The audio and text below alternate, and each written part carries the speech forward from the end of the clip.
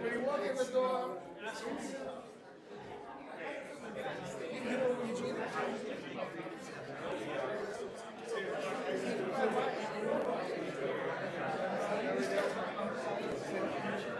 oh, I know.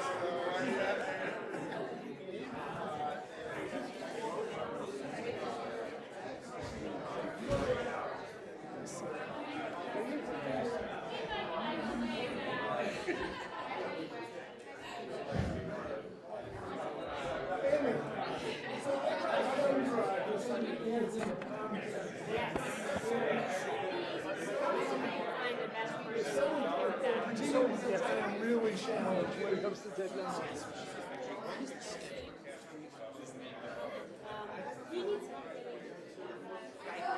How are you?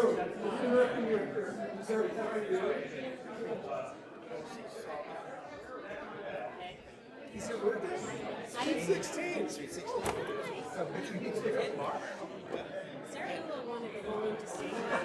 No, definitely not.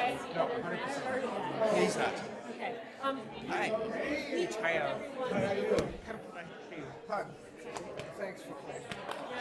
Thank you so much.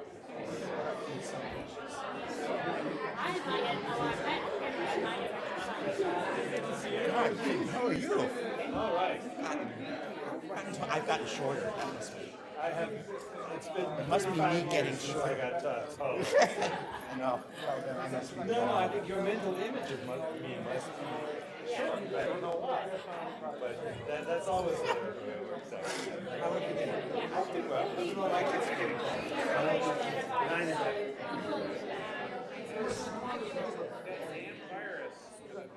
So we have a panel till 2, or I have to talk. Oh, well, we can't talk. Then who's introducing?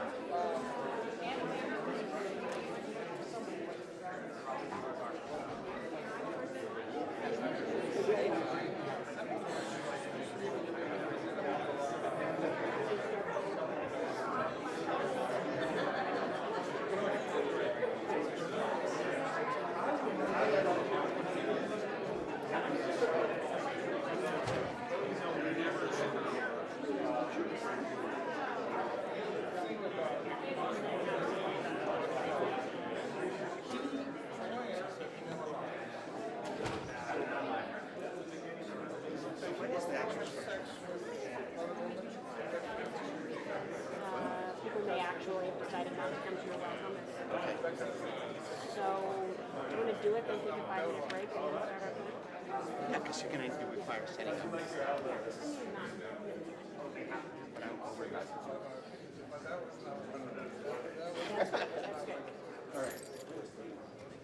So, the first thing I want to do is welcome you. My name is Robert Post. I'm the dean of the law school, and I generally convene 1 or 2 conferences a week. I'm here to give the official blessing of the school and to say that as a matter of school policy, it's a wonderful conference. Welcome, everyone. And normally I do that in my role, but this conference is actually different because this one, actually, the welcome comes from my heart. I think this is an amazing meeting. I think we have amazing people here from the different disciplines of public health and from medicine and from public policy. And we have before us a set of problems which are exploding. It's plainly the case that there are metastasizing intersections between the First Amendment on the one hand and medical practice and public health on the other. And it's also the case that no one knows how to understand these things. So it's a matter of confusion all over the map. So that's a perfect occasion to get together marvelous people like you in this room and to talk about it. Now, this conference is not merely sponsored by the law school, but also by the School of Medicine and the School of Public Health. And I want to extend to both of those schools a great thank you, and also to invite first the Dean of the School of Medicine, Bob Alpern, to say a few words, and then the Dean of the School of Public Health, Paul Cleary. Where's Paul? Paul, say a few words. Thank you, Robert. So, actually, Robert's better than me at the conferences. Usually I agree to do a conference like this and I don't show up for introductory comments or for anything. But I thought it was important that I welcome you from the land of Ebola. And this actually all started out of a conversation that I think it is New York, the Second Circuit? Yes. Yes, when the Second Circuit had a decision limiting the power of the FDA to tell pharmaceutical companies what they could say. And I found that fascinating. And I think we ended up in a conversation which one conversation led to the next, and now you're all trapped here for 2 days. This is really interesting. Actually, this whole Ebola thing has been really interesting, because everybody said, well, we said HIPAA limits us from telling you who the patient is that's in Yale New Haven Hospital. And the reporters said, well, do they have children? And we said, we can't tell you. They said, what do you mean you can't tell us? We want to know if our children are at risk. And so the issues are so complicated. And so I'm hoping after this is over, I'm going to understand them all. All clear. Anyways, welcome. I'm sure this is going to be a great conference, and thanks for coming. Thank you, Bob.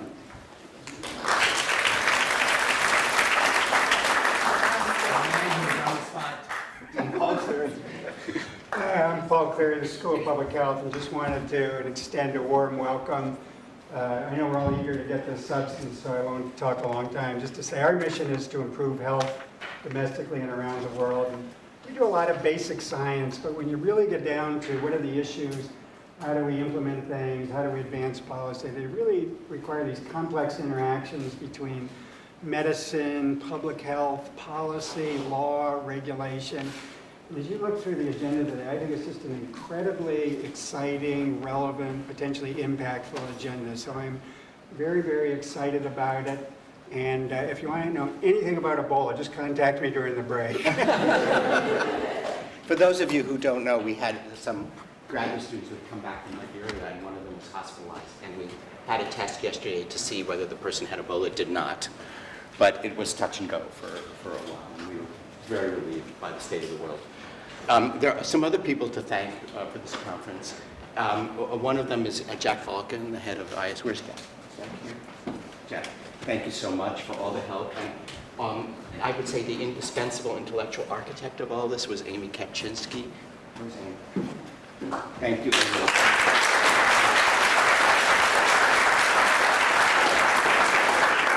the person who actually made it happen, made the buses run on time, made the hotel reservations, made the room reservations, Valerie Belair, Gagnon, where's Valerie? She's not here, but in her absence.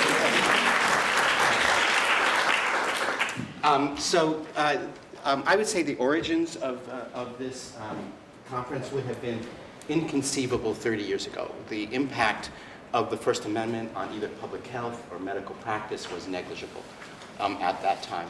And in my experience of these subject matters, what one has seen in the last several decades is, with regard to medical practice, one has seen increasing efforts to regulate abortion and to regulate what doctors can and can't do with abortion patients, and a lot of that went through the medium of speech. So it began to raise a lot of questions about the First Amendment rights of doctors who are giving quote-unquote informed consent to abortion patients, and that began to escalate into issues now of guns and doctors, or sexual orientation change therapy and doctors. And now one is beginning to see the practice of medicine understood insofar as the doctor is speaking as a free speech issue. Freedom of speech itself begins in the United States as the freedom of speech almost always understood in a political context. But in 1976, our Supreme Court holds, in a case called Virginia Pharmacy, that, well, speech is broader than political context. It also includes, say, commercial speech.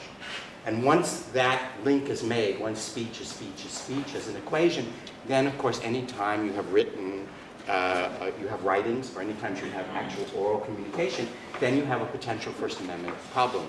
But most First Amendment doctrine is crafted with a specific situation in mind. Someone is getting up in Hyde Park and they're talking. Can they be censored because of their viewpoint or because of their content? No. But if you start to apply apparatuses like that to a doctor, it suddenly begins to look very strange. And so in the last, I think, 3 years, there have been at least 3 different circuit opinions on the regulation of the speech of doctors, and each one has taken a different theoretical framework about how this speech should be applied to what happens when a doctor is talking. Doctors do a lot of talking. When, on the other hand, with regard to public health, much of public health in the United States refers to social marketing. It refers to conditions on the marketing of drugs or on making of health claims in public. And all of this is now directly under the rubric of commercial speech and subject to generalist courts reviewing public health determinations on grounds of abstract doctrinal tests like the central Hudson test, about which you'll hear a lot more. And so the question is, how do these tests intersect with the real world of public health, whose reality with this Ebola crisis we should appreciate as a very grave and very important situation, as well as with the reality of medical practice. And the best way to do that is to get together people who are in these different disciplines, and we can talk to each other to understand better the stakes of the constitutionalization of medical practice and public health. These are very serious issues. It's not just playing around with the words of the Constitution, as that was nothing. So that is the point of this conference. That's why we've gathered people from all of these different disciplines together to think through these problems. We can better understand how to craft the legal rules when we better understand the actual stakes that are going on in public health, in medicine, in public policy with regard to these various areas. And so with that, we should begin to assemble our first panel and turn it over to Amy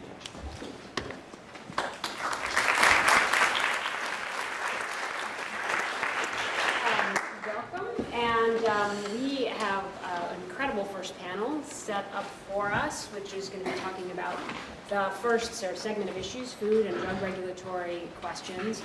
We're going to start that panel, kind of assemble ourselves, and we'll start right at 2 o'clock. So, take a minute to do anything else you need to do, and we'll see you at 2 o'clock.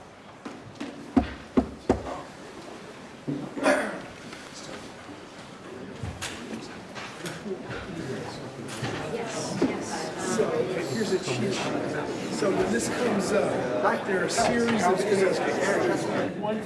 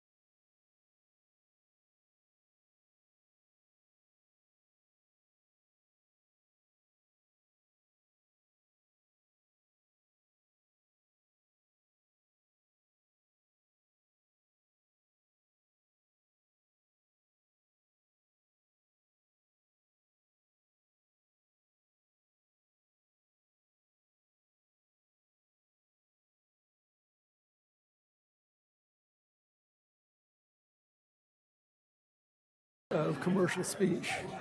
I was afraid somebody might. I actually have a reprint, which I forgot to bring out, but I still have a reprint of it. Wow.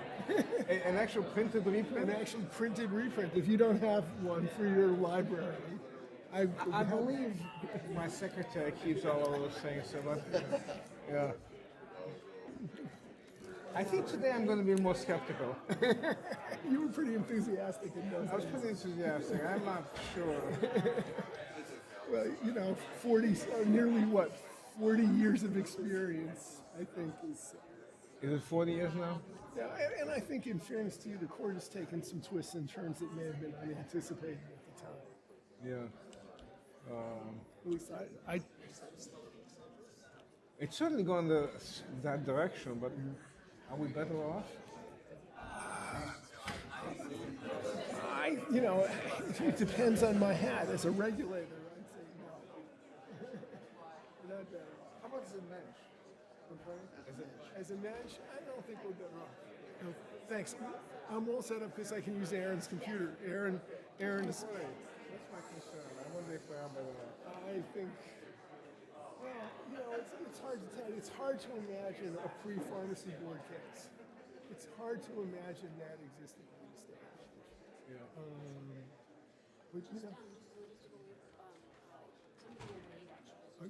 There's no way we can read those.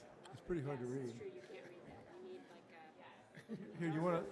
How about Wanna give her how that? about 5? 5, 2, 1. Okay, that's good. And then when time's up, go up with semaphores. Shut off our mic. Or just come and put her hands around her throat.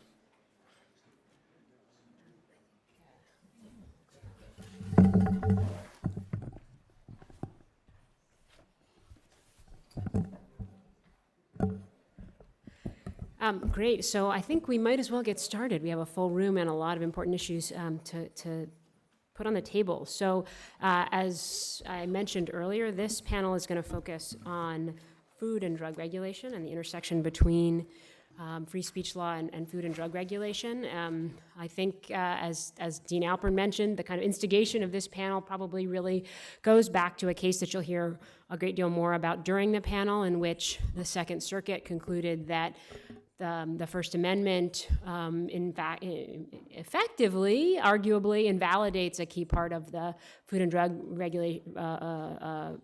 Drug Administration's regulatory authority, and prevents the agency from prohibiting companies from marketing drugs off-label. So we'll hear from a few of our speakers thoughts about that, but it is a very striking decision because, in effect, suggests that the First Amendment today is in conflict with 60 years of a regulatory structure that has been previously thought to not present that, certainly the kind of acute First Amendment problems that it has thought to in that decision. So we'll talk about that decision and the issues that raises, and also go beyond that. For example, issues that are being raised at the FTC, which is tasked with protecting consumers from, among other things, misleading advertising. When you start to ask questions about what constitutes misleading, and you think about how the First Amendment might regulate what does it mean to say a consumer is being misled, very interesting questions start to emerge about what kinds of evidence you might need or what standard you might need when a company is making health claims to say, well, that's false or that's misleading. And so we'll have David Vladeck in particular will talk about that. So that's just a sort of taste of, I think, some of the really important issues that we'll have on the panel today. And I'll mention just before I start that we are live streaming the event. So insofar as you're speaking, speak into a microphone and just be aware that that's happening. And as I now in my task as moderator, let me just say very briefly a few things about who we have on the panel. So we'll hear first from Bill Schultz, who's the General Counsel of the Department of Health and Human Services. Before joining HHS, Bill was a partner at Zuckerman Spader, also had important legal positions at DOJ and at the FDA, At the FDA, he was Deputy Commissioner for Policy, which means he was the principal advisor to the Commission on lots of significant policy issues and regarding the management and development of regulations at the FDA. He also has a long history of thinking about the First Amendment's implications for the FDA, argued, in fact, on behalf of the FDA back in 2000, a case called Washington Legal Foundation versus Henney, which was maybe a precursor to some of the cases that we'll be talking about today. So he's an excellent person to lead us off. After that, we'll have Professor Aaron Kesselheim. He's an associate professor of medicine at Harvard Medical School and a faculty member in the Division of Pharmacoepidemiology and Pharmacoeconomics in the Department of Medicine at Brigham and Women's Hospital. At Harvard, Aaron leads the program on regulation, therapeutics, and law, which is an interdisciplinary research core focusing on intersections among prescription drugs, medical devices, patient health outcomes, and regulatory practices in the law. His work is supported, among others, by the Greenwell Faculty Scholar in Bioethics, the Harvard Program in Therapeutic Science, and the FDA, and Robert Wood Johnson. Then we'll have Professor David Vladeck, who teaches at Georgetown Law School in many areas, including First Amendment litigation. He's also a co-director of the Institute for Public Representation, which is a clinical program. Professor Vladeck recently returned to Georgetown after serving for nearly 4 years as the director of the Federal Trade Commission's Bureau of Consumer Protection. And there he supervised the Bureau's more than 430 lawyers, investigators, and staff, carrying out the work of the FTC to protect consumers from unfair, deceptive, or fraudulent practices. Then we'll have Chief Judge Alex Kozinski, who's been a circuit court judge on the Ninth Circuit since 1985 and Chief Judge now of the Ninth Circuit since 2007. Truly needs no introduction, I think. A distinguished career before he was a judge, but also one of our, I think, most cited and recognized judge intellectuals, and is particularly been as somebody who teaches intellectual property, very influential on issues of intellectual property and also free speech. So we're very lucky to have him to close off our panel. And why don't we start off with Bill? Thank you, Amy. And I want to thank you and Dean Prost for organizing this conference. I think it's a terrifically important issue and one that the people in this room can really contribute a lot to. I thought the most useful use of my time would be to talk about what interest is behind this, what interest Congress was trying to capture when it passed these provisions of the Federal Food, Drug, and Cosmetic Act, and what the interest is in terms of health care. I don't think it's an overstatement to say that what's at stake here in terms of how the First Amendment is going to limit the FDA and the government's ability to manage claims on foods and drugs and other medical products will have a very significant effect on the future of healthcare in this country. In addition to drugs and foods, it's going to also have an impact on the FDA's ability to regulate tobacco products. I'm going to concentrate on drugs. I think that's where a lot of the action has been, but I think the principles that apply here apply probably equally to medical devices. The issues raised in food and tobacco are somewhat different, but they're also somewhat analogous. The first thing that's important to recognize is the applicable laws here long predate the 1976 Virginia pharmacy case. And so they were passed at a time when commercial free speech wasn't recognized and wasn't really didn't need to be taken into account. But it's instructive to go back and look at the progress of regulation by Congress. The first statute is 1906, the 1906 Food and Drugs Act. And in that statute, there was no pre-market review. In a way, it was the kind of regulation that some of the courts are suggesting is the alternative, where the agency was given authority to bring misbranding claims or false labeling claims, adulteration claims against food and drug products, but it did not review these products before they went on the market. In 1937, 100 people died from a new formulation of an old drug called elixir sulfanilamide, and that caught Congress's attention. And so they passed the precursor to the modern Food, Drug, and Cosmetic Act in 1938, which gave the agency the authority to review drugs for safety, but not efficacy. So it really was still not reviewing the claims, it was just looking at whether the product was safe. And we sort of went along with that until the late 1950s, when we had the thalidomide tragedy, where one of the most successful drugs in history, sold for insomnia and a variety of other conditions, turns out caused birth defects in children born to women who had been taking the drug. This shocked the medical profession. It was thought up until that time that there was something called the placental barrier. There was a barrier between the drugs that the mother took and the fetus. But the lesson that was learned was that all drugs can be dangerous because of unknown side effects. And that lesson is just as true today as it was at that time. And it led to a reasoning by Congress that if that's true, then drugs shouldn't be used unless they're first shown to be effective. Because even if we think they're safe, there are things that we may not know and that we're going to learn later, which led to the Kefauver Amendments of 1962, where Congress said, in order to get a drug approved, you have to not only show that it was safe, but the manufacturer has to show that it was effective. And effective is serious. Efficacy is a serious exercise. It requires substantial evidence, which was defined as this usually means 2 studies, statistically significant studies of the drug, 1 study for a device with controls and so on. And this is really the beginning of modern clinical research and modern standards for researching medical products.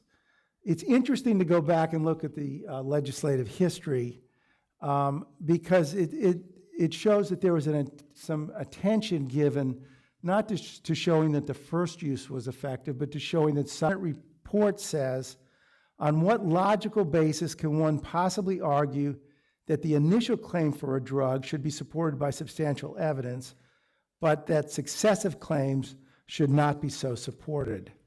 And Senator Kefauver, one of the bill's really primary sponsor in the Senate, expressed a concern that unless you required that each claim to be proven effective, you could have a situation where the manufacturer gets a very narrow and maybe obscure claim approved, gets the drug on the market, and then can market it for a very broad claim, very widely used claim, without having to establish efficacy. As part of these amendments, I think it's interesting, Congress told FDA to go back and look at the 4,000 or so drugs that had been approved between 1938 and 1962 and determine whether they were effective. And there was a period of time given for the companies to gather the evidence or do the tests. But that resulted in literally hundreds and even thousands of drugs being taken off the market because all these drugs were being sold and efficacy could not be established. Now, in terms of the case law and the First Amendment analysis, the definition of drug actually turns out to be very important.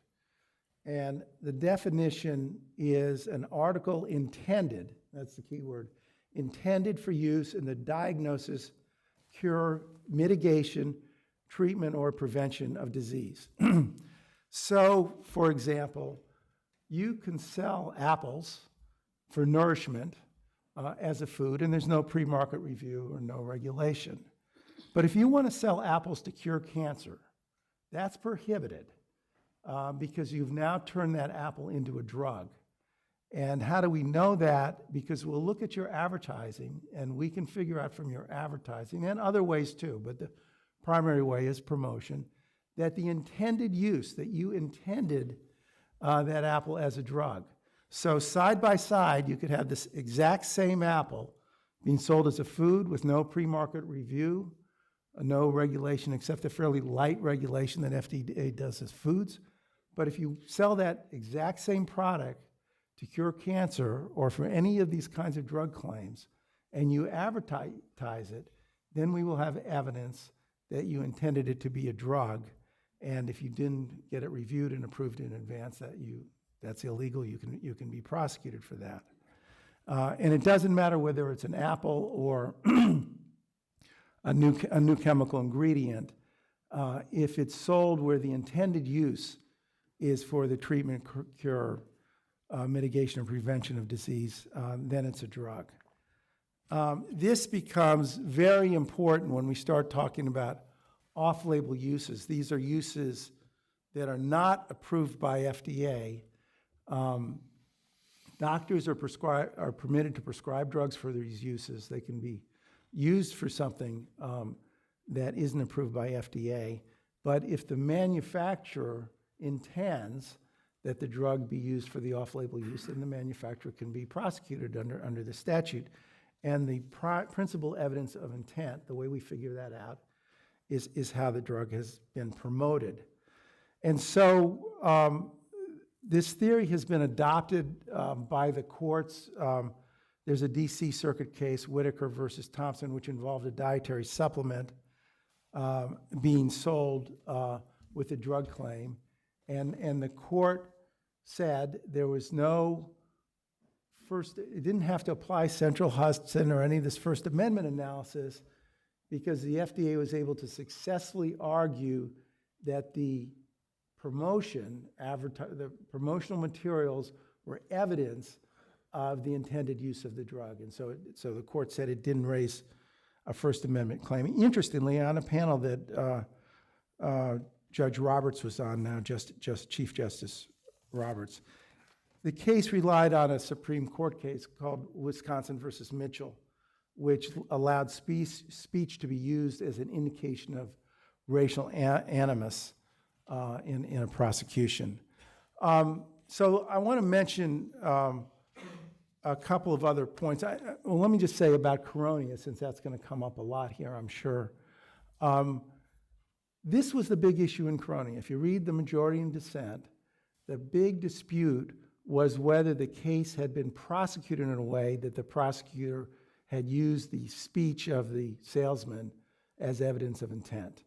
And it would have been, I think, a much different case if the defendant had been the manufacturer, but in this case, the manufacturer pled out, and what was in the Second Circuit is the case against the salesman. And the big dispute was over this issue. The majority sort of didn't really decide whether this intended use theory works, but it said even if it does, it wasn't used here.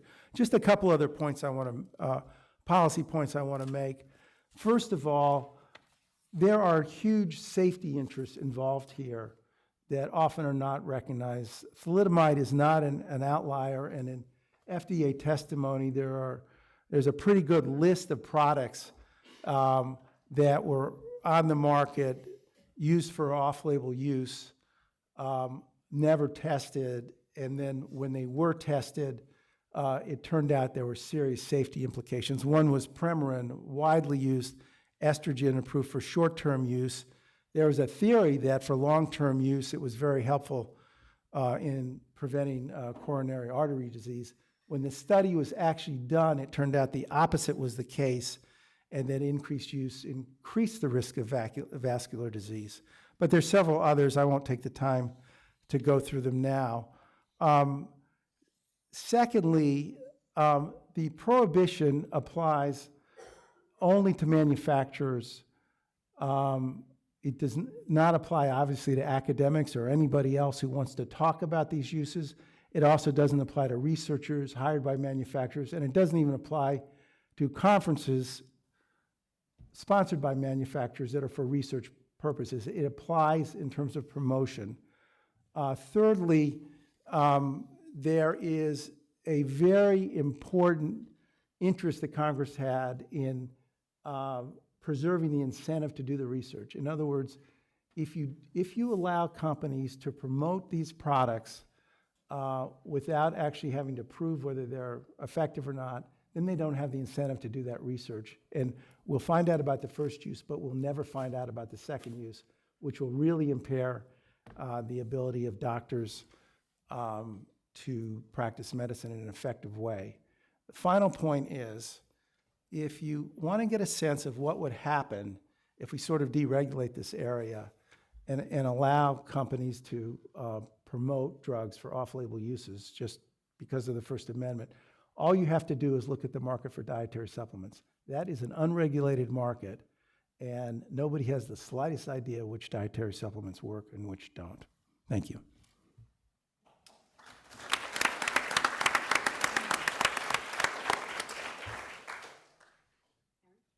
Oh, okay. Sorry.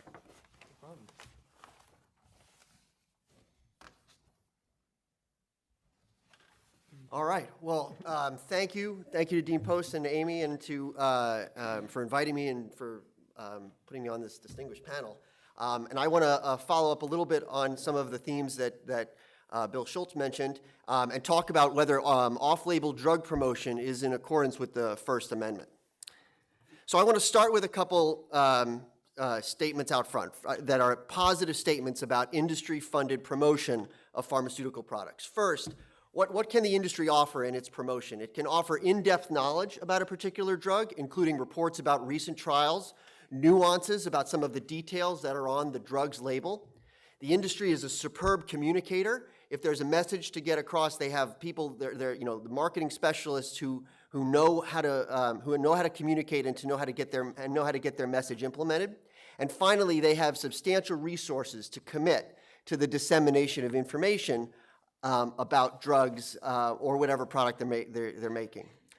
But there's regulation of industry-funded promotion, and these are the two basic principles around this regulation. First of all, the promotion is not allowed to be deceptive or fraudulent, lacking in fair balance, or otherwise misleading, which is to say that it's not allowed to contain favorable information from a study, that's not allowed to make the conclusions, to use statistical analyses or techniques on a retrospective basis, or if it fails to provide sufficient emphasis for information relating to side effects. That's one major way that industry-funded promotion is regulated. The other is that it has to relate to an FDA-approved use of a product, which is to say that the FDA has evaluated and given its validation to this this method of prescribing. And the question is this second requirement constitutional? Which comes up in the case of Xyrem, or sodium oxybate, with a medication that was approved by the FDA for a condition called narcolepsy with cataplexy, which is an extremely rare condition. The active ingredient here is actually the same active ingredient used in GHB, which is a widely known recreational drug. But what the problem was that the manufacturer, through its pharmaceutical reps, promoted the drug widely to physicians for a number of other conditions that the drug wasn't tested for and wasn't shown to work for, and indeed might have been very dangerous for, including insomnia, chronic pain, restless leg syndrome, multiple sclerosis, and Parkinson's disease. One of these drug reps was taped making these conversations, and he and the manufacturer and a physician he was working with were brought up by the government for illegal off-label promotion, which led to the Coronia case that we'll are going to spend a lot of time talking about over the next couple of days. In his defense, the manufacturer, as Bill said, the manufacturer pleaded out, paid about $27 million in fines. Coronia didn't plead and made a defense invoking the First Amendment, and said that the First Amendment does, and his defense was that the First Amendment does not permit the government to prohibit and criminalize a pharmaceutical manufacturer's truthful and non-misleading promotion of an FDA-approved drug for physicians for off-label use where such use is not itself illegal and others are permitted to engage in such speech. The circuit court, in reviewing this case, used the central Hudson test, which I put the four principles of here just so that we have them all and so we can have a basis for talking about them. The first is whether or not the speech concerns illegal activity and whether the speech is misleading as a basis. If it concerns illegal activity or is misleading, the speech is immediately thrown out, and the central Hudson test isn't applied. If the speech is not found to be misleading, then they go through this three-part test. They ask first whether or not the government's interest in restricting the speech is substantial. Second, whether the regulation directly and materially advances the government's interest. And third, whether the regulation is narrowly tailored to its goal. So how did the Second Circuit come out in the Coronia case? Well, on the first prong, whether or not the speech is illegal and misleading, nobody argued this. This actually didn't come up, and it was kind of it was given in the case that the various ridiculous uses that the drug was being promoted for were not inherently false or misleading. And so the court skipped right over that and went to issue number 2. Is the government's interest in restricting the speech substantial? And the court actually held yes, that the government's interest is substantial, and they found 2 substantial interests. First, preserving the Food, Drug, Cosmetic Act's approval process, and second, reducing patients' exposure to unsafe drugs. And then they asked and then looking at the next prong, about the material advancement of the government's interest, the court held that no, in fact, that the regulation doesn't advance its interest because it paternalistically interferes with the free flow of information. And the court found it logically inconsistent to allow an off-label use by physicians on the one hand, but then on the other hand to restrict its promotion by a pharmaceutical company. And then finally, they asked whether the regulation is narrowly tailored to the goal as well, and the court again found no. And the court found instead that there are things that they could do short of restricting manufacturers' speech about off-label uses by requiring disclaimers to be attached whenever a manufacturer is talking about an off-label use, by educating patients and prescribers about the difference between an off-label use and an on-label use, or about the possible evidence that is used to support an on or off-label claim, that they could cap the number of prescriptions a prescriber could write, or they could warn prescribers and manufacturers about their malpractice risk if they prescribe drugs off-label, as if physicians need to be warned about their risk of malpractice, but that's a different issue. So the main questions that I want to discuss in the last half of my remarks are these 3. What is the government's interest in regulating off-label promotion, and is it paternalistic or logically inconsistent for the government to do so? What would be the consequences of the lack of such regulation, and what other alternatives exist? So why do we regulate industry promotion? Well, first, because promotional statements strongly drive prescribing behavior. There's decades of research, a strong, consistent, specific, independent association between physician and prescribing and their exposure to pharmaceutical representatives. It's, as I said in the very first slide, industry promotion is extremely successful in moving prescribing practices. And in this context, industry promotion is permitted in the context of uses of a drug for which the supporting evidence behind that use has been extensively reviewed by the FDA. And I also want to point out that determining whether a drug is safe and effective for an intended use involves dozens of FDA scientists poring over terabytes of data, studies in animals, toxicologic evaluations, clinical trials. This is how a drug ends up being approved for the use it is approved for. So why is it that we allow off-label prescribing?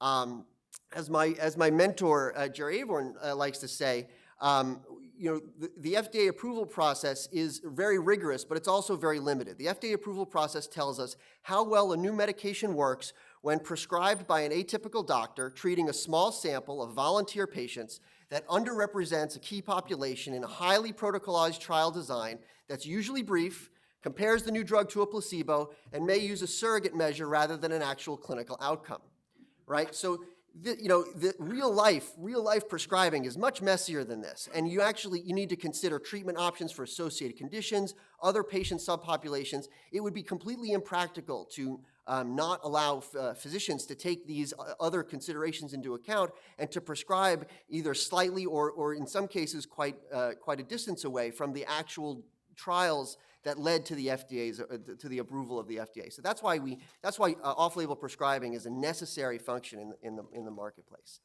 Yet it's still problematic to allow promotion of off-label uses. There's a concern that industry will bury physicians in an avalanche of unbalanced and potentially inaccurate information about the off-label use. That this information, though not completely false, would just be unreliable because it's based on a flawed study design or it lacks the proper context. And that the result would be real harm to patients from ineffective or dangerous treatments promoted by manufacturers with a financial interest in achieving as broad a possible use in their products. Unsubstantiated claims by manufacturers about their medicines can result in tragic public health consequences, and this isn't just a theoretical concern. There are dozens and dozens of examples of this happening over the last decades in which this occurred. Talk about the Pfizer case with Geodon, where they promoted improperly conducted trials and incorrectly presented the trials. They denied, misidentified, or minimized or omitted information. Or the Lilly case, where they used a reprint of a study in 28 patients taking Zyprexa for 8 weeks to promote off-label uses of the drug, despite its association with mortality. Natracor, which was a drug approved in the management of CHF in inpatients, the manufacturer promoted the drug for costly ambulatory infusions for outpatients with stable CHF, a use that was curtailed when the drug was found to be associated with mortality. And the examples go on and on and on. There were over $15 billion worth of civil and criminal settlements related to these uses. So are the limits on off-label promotion paternalistic or logically inconsistent? I would say no, that it is not paternalistic to recognize the obstacles that prevent physicians from making sound prescribing decisions when it comes to off-label prescribing, and that there is misplaced judicial confidence in physicians' and consumers' ability to sort through marketing claims. It's just not possible for physicians to conduct the same rigorous evaluations that the FDA does, even if such data are available to them, which they often are not. And it's not logically inconsistent to allow off-label prescribing and to prohibit off-label promotion when off-label promotion is so often flawed. So what happens in a post-corona world? What are the consequences of lack of regulation? Well, as Bill said, what will happen is you'll get drugs approved on the basis of the smallest indication possible. The manufacturer will then conduct studies of variable quality showing its utility for unapproved indications that wouldn't meet current FDA standards for scientific rigor. Many of these studies would appear to support claims of efficacy, with those that met marketing claims selected for emphasis and the others ignored. The result will be a growth in non-evidence-based off-label uses with predictable non-negative public health benefits. It will reduce manufacturers' incentives to conduct well-controlled, that would meet the FDA's standards, rigorous standards for off-label uses. And because the expensive products would carry the highest incentive for such activity, evidence-poor prescribing would result in runaway costs. So in my last minute, I just want to talk a little bit about the alternative, which is the disclaimer, which is used a lot of times in court as a way of trying to think of a less speech-restricting alternative. And this has been required on dietary supplements since the 1994 DSHEA Act, although there's been evidence of widespread failures in the implementation of the DSHEA disclaimer. We did a systematic review of the literature spanning a decade of studies, 5 randomized trials, 6 surveys and observational studies of the DSHEA disclaimer, and we found that the results were clear that consumers are unaware of the disclaimer or attach no weight to it in their perceptions of the product at issue. So I would say this disclaimer has a disclaimer that health-related disclaimers don't work. So why don't they work? They don't work because recipients of advertising messages are overwhelmed by the totality and complexity of the marketing messages. Surveys show that the majority of Americans believe advertising associated with health-related products are generally true. And physicians and patients don't understand the role of the FDA in approving indications for prescription drugs and the implications of a prescription being off-label. So the prospect that FDA restrictions on off-label marketing would be replaced with poorly effective disclaimers, as envisioned by the court in Coronia, risks returning the pharmaceutical marketplace to a previous era when such inappropriate marketing claims proliferated to the detriment of the public health. And then finally, I want to just mention that FDA regulation in this area is already narrowly tailored because of the numerous safe harbors through which pharmaceutical manufacturers can communicate to physicians about the off-label uses of their products. For example, responding to unsolicited questions by physicians, supporting independent and non-promotional CME programs, engaging in bona fide scientific dialogues like we're doing here.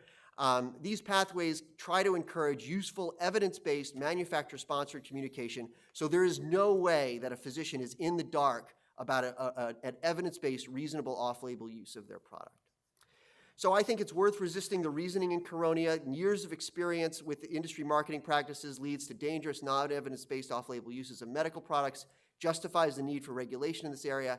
And again, I just want to leave you with this quote from former Chief Justice Rehnquist, that there are sufficient dangers attending the widespread use of drugs that they simply may not be promoted in the same manner as hair creams, deodorants, and toothpaste. Unfortunately, this was in the dissent in the Virginia pharmacy. Thank you.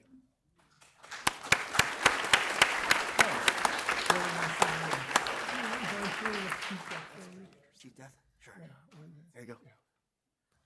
So let me start with the confession. Bill and I are sort of on both sides of this issue. We both misspent our youth, our early part of our practice days at Public Citizen Litigation Group, which litigated the Pharmacy Board. I then wrote the brief in Zouder and argued Edenfield versus Fain. So we've seen this doctrine from the other side. As I would point out, Chief Judge Kaczynski. Chief Judge Kaczynski in 1976 wrote a very influential law review article called Who's Afraid of Commercial Speech, sort of challenging those people, and there were many, like the Chief Justice, who were critical of the advent of the commercial speech doctrine. So I want to start just by tracing what I think has been the wrong turn in this doctrine. When the commercial speech doctrine sort of, grew out of Pharmacy Board, there really were only two types of cases that were covered. One were efforts by private plaintiffs to break up government-sponsored cartels. So Pharmacy Board was the case to break up the limitations on advertising a prescription price medication in order to ensure there would be no competition. Bates, Zouder, these were lawyer advertising cases to ensure that lawyers didn't compete. Liquor Mart, Coors, liquor advertising in order to dampen price competition. Edenfield versus Fain, it was to keep, literally the rule that was at issue is called the anti-poaching rule, to keep CPAs from poaching one another's clients. Or cases to dampen down demand for what were viewed as sin products, like alcohol, gambling, and state-mandated lotteries. I think the court took a wrong turn in a case that has enormous significance for this conference, which is Thompson versus Western Medical Center. This was a case challenging the constitutionality of the compounding law that permitted compounders to engage in essentially drug production so long as they didn't advertise. The court split 5-4, with the majority holding that the advertising restriction was unconstitutional, and to the extent that there were non-speech means to control the growth of this industry, they ought to be tried first. If you look at Justice Breyer's dissent, he forecasts exactly what happened to the compounding industry, which is it took off, it was able to advertise, had an explosive growth, and the state regulation of compounding, as we now know today, was inadequate, giving substance to all of the fears that Congress had when it passed the law restricting the advertising. So I think part of the concern that I have is this doctrine, which started out as a genuinely intermediate standard of review, has morphed over time. Now, why should we care about food marketing? This is one of the advertising that the Palm Wonderful people use to promote their product, and I'm going to come back to it. But it is true that foods and to some extent dietary supplements pose somewhat less of a health concern than drugs, but not completely. If you walked into a grocery store 5 years ago, it would be hard at times to differentiate the sales pitches there from the sales pitches in a drugstore. Many foods were promoted as having really important health attributes, including those that fit the definition that Bill started out with, what constitutes drug claims. And so when in 2009, the FTC started bringing a series of cases challenging the validity of health claims made on a huge list of consumer products, which most of the people in this room consume at some point in time. Kellogg's Mini Frosted Wheats, Rice Krispie, Dannon Yogurt, Activia. You may remember those Jamie Lee Curtis commercials with the arrow pointing down.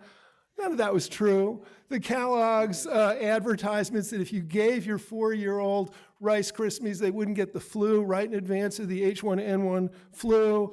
Nestle's claiming the probiotics that they sold for kids would somehow prevent influenza.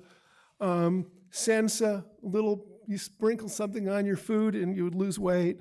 But the case that's most interesting, because it's been fully litigated, is the Palm case. This is a case brought by the Federal Trade Commission challenging explicit health benefit claims, prevention of arterial sclerosis, treatment of prostate disease, treatment of erectile dysfunction. These were very aggressive advertisements making what are classic drug claims. Now, it's a food. And pomegranate juice is a nutritious juice. Of course, palm juice is somewhat altered, but there's no, it's not going to kill you. But you do pay a huge amount for it, and it was advertised deliberately. If you look at the claims, so heart disease, prostate cancer, and ED, 4 out of 5 of the panel members were the target audience of POM.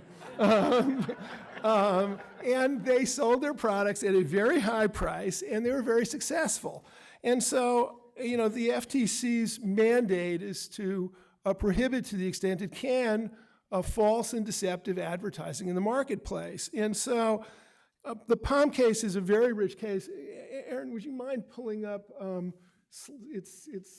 you do that? Sure, I don't know. Go up a little. There's some really wonderful claims. The wonderful thing about this case is this is a closely held corporation. Yeah, I love this one. Can you make this bigger?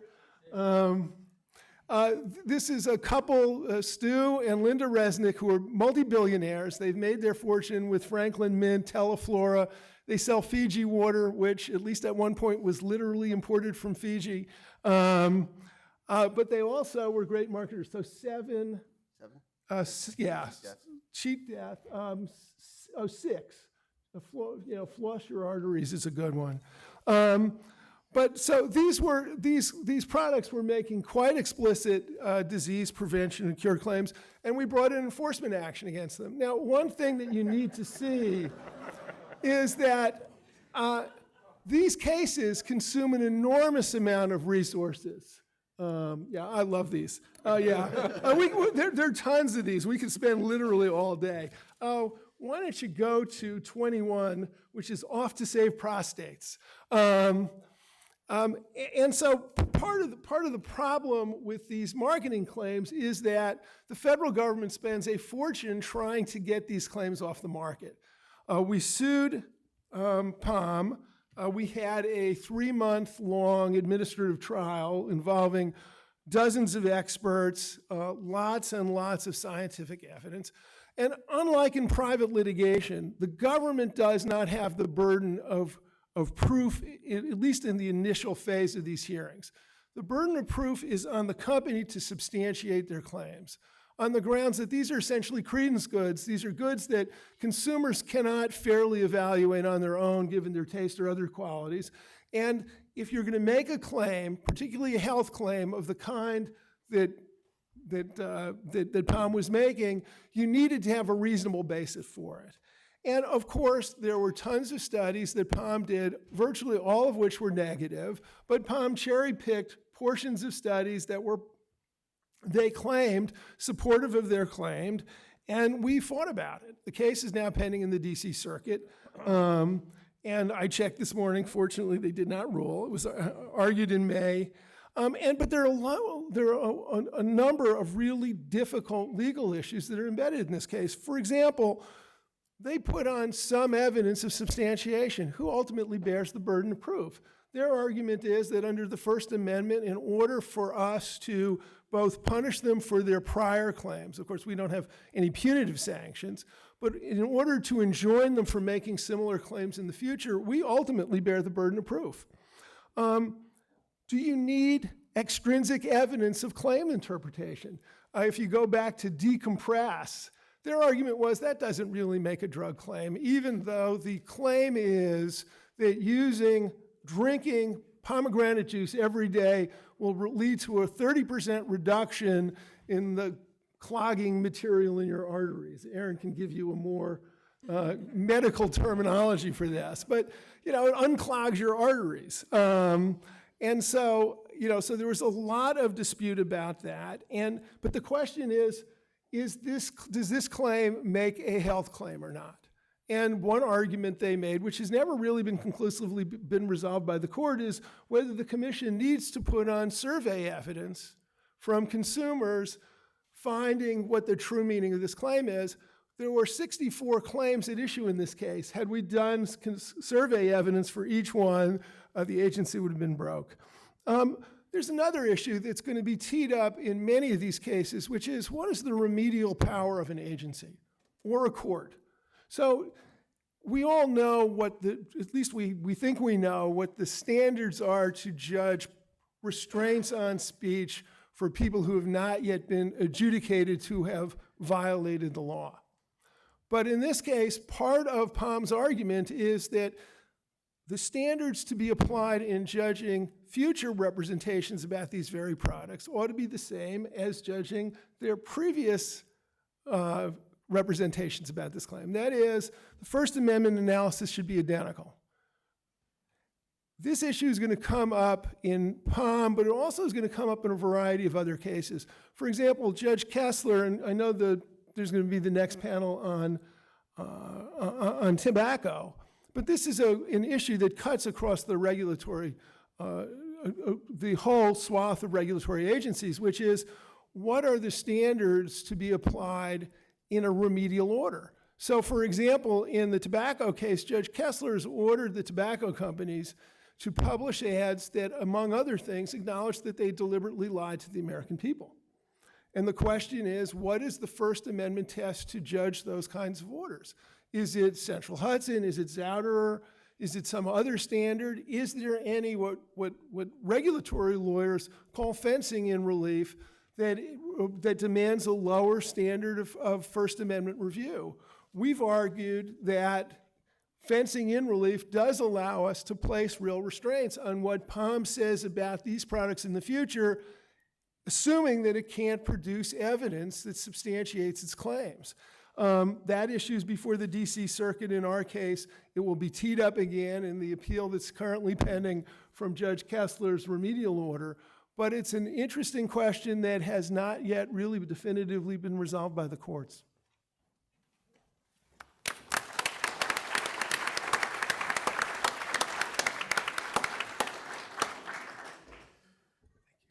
I want to thank David for reminding me about that article I wrote a long time ago with Stu Banner, who now teaches at UCLA.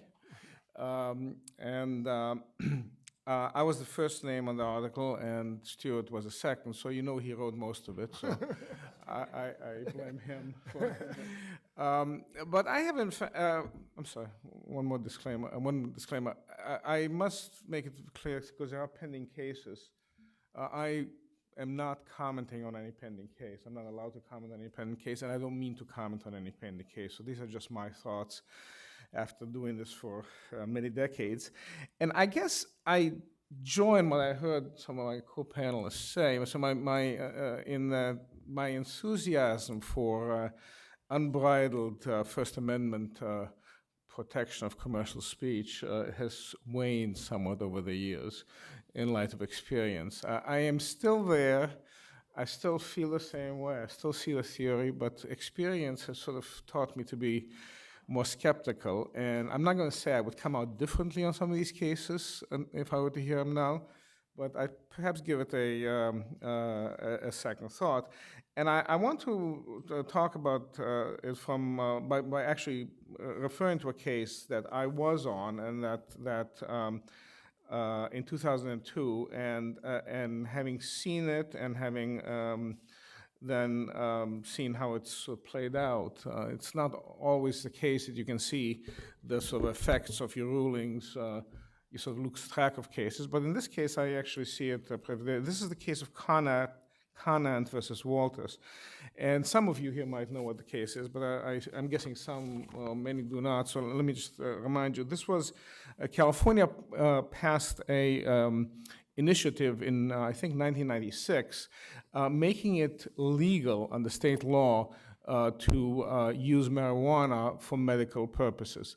And it was an initiative. It wasn't passed by the legislature. It wasn't the ballot. And the way it was written, essentially, it's exempted from state law, criminal law, anybody who used marijuana according to a prescription by a doctor or a recommendation by a doctor. And of course, insofar as it required a prescription, doctors were very, highly regulated in how they could write prescriptions. And I believe at that time, I believe today, there are no legitimate prescription uses for marijuana. I think there was a compassionate use program that slowly waned. The federal government got rid of it, but I think there was no authority to write prescriptions, but doctors were free to recommend. And the state was getting ready to implement the law. A federal government came along and started investigating doctors for doing a recommendation. And the penalty for doing that would be that if they were viewed as sort of abusing the recommendation authority, or they were recommending it in a way that was inconsistent with the way the federal government thought they should be doing it, that they could have their prescription authority, the authority to write prescriptions, taken away. Of course, you can't be a doctor without being able to write prescriptions. I mean, it's silly. So that was a pretty substantial hammer. So this was brought in district court in San Francisco, and the district court entered an injunction. And it entered an injunction against the federal government conducting a criminal investigation, actually investigating for doctors for these abuses, of these, well, they're thought to be abuses. And the case came to us, and we affirmed. It was a very happy panel for the doctors. Then Chief Judge Schroeder was on the panel, and my colleague, my now passed away colleague, Betty Fletcher, and I. And I think it's fair to say this was about as sympathetic a First Amendment panel as you could get.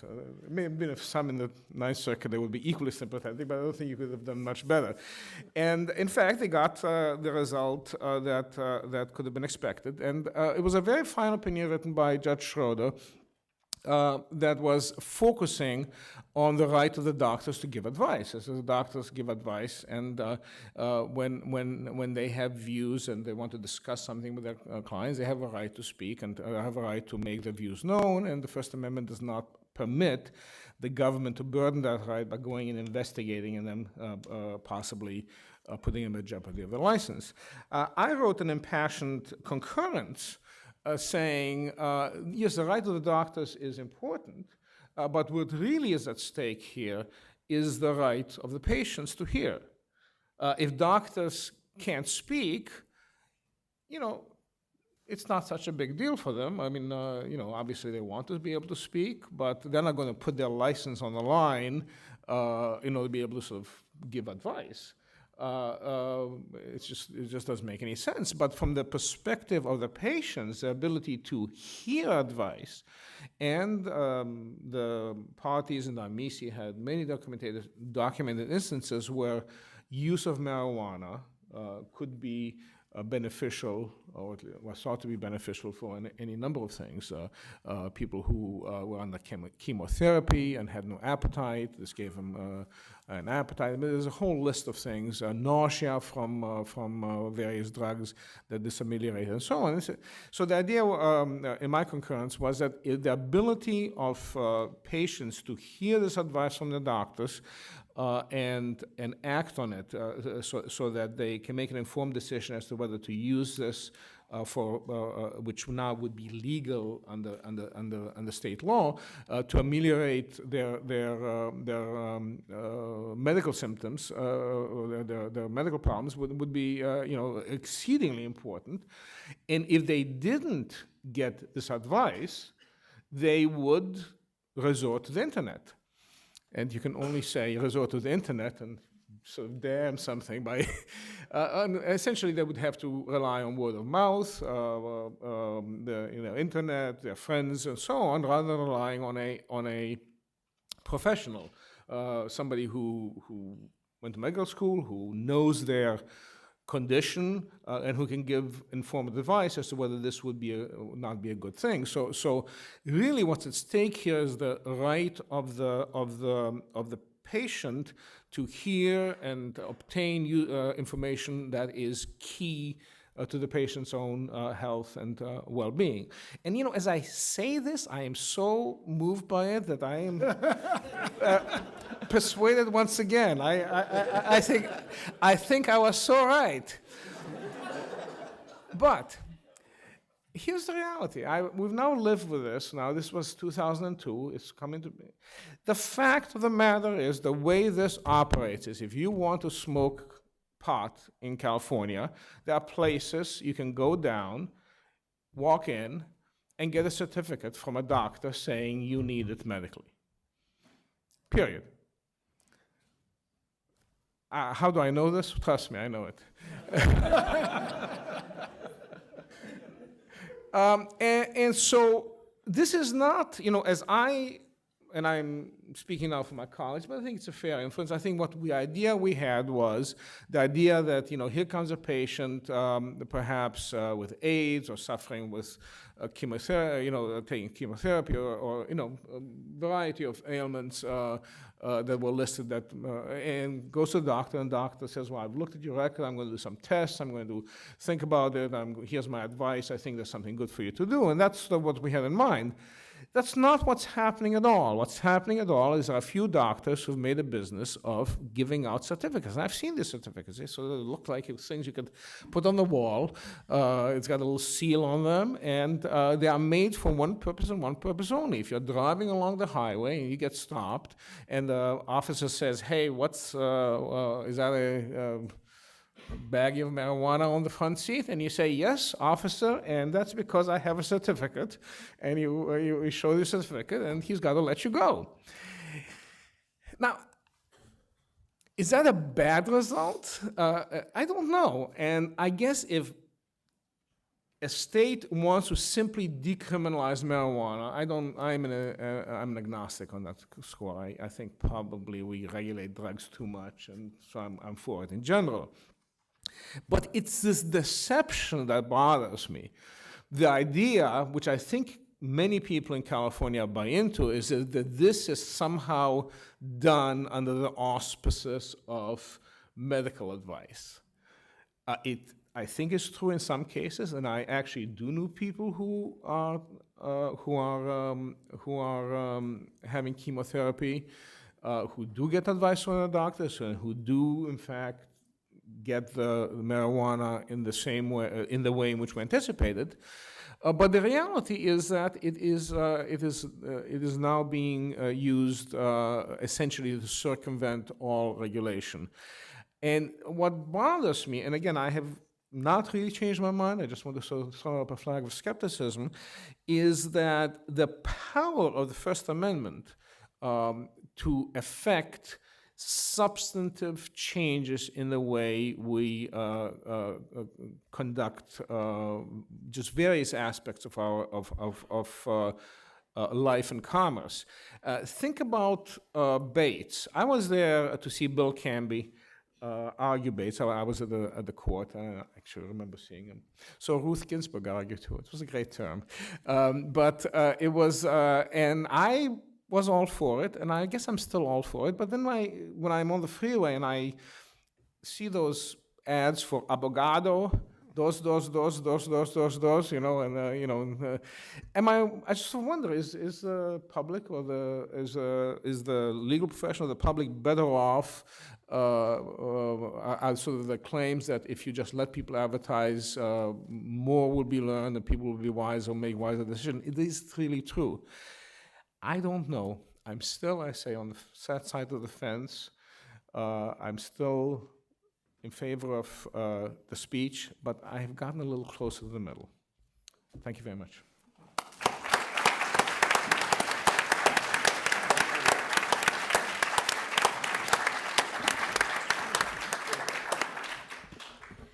Okay, so I'd like to invite you, if you have a question, just come up and line up behind the microphones, and I will just start us off with a question. First of all, thanks for the very illuminating remarks. I think many of you have touched on the part of the impetus for the conference, right, which is the migration of commercial speech doctrine in particular. And to me, one way of characterizing a kind of common theme between some of the things we've been talking about on this panel is that you have a set of cases that were developed in a context where we knew what was true and people were not allowed to say it, right? The price of a particular commodity, right?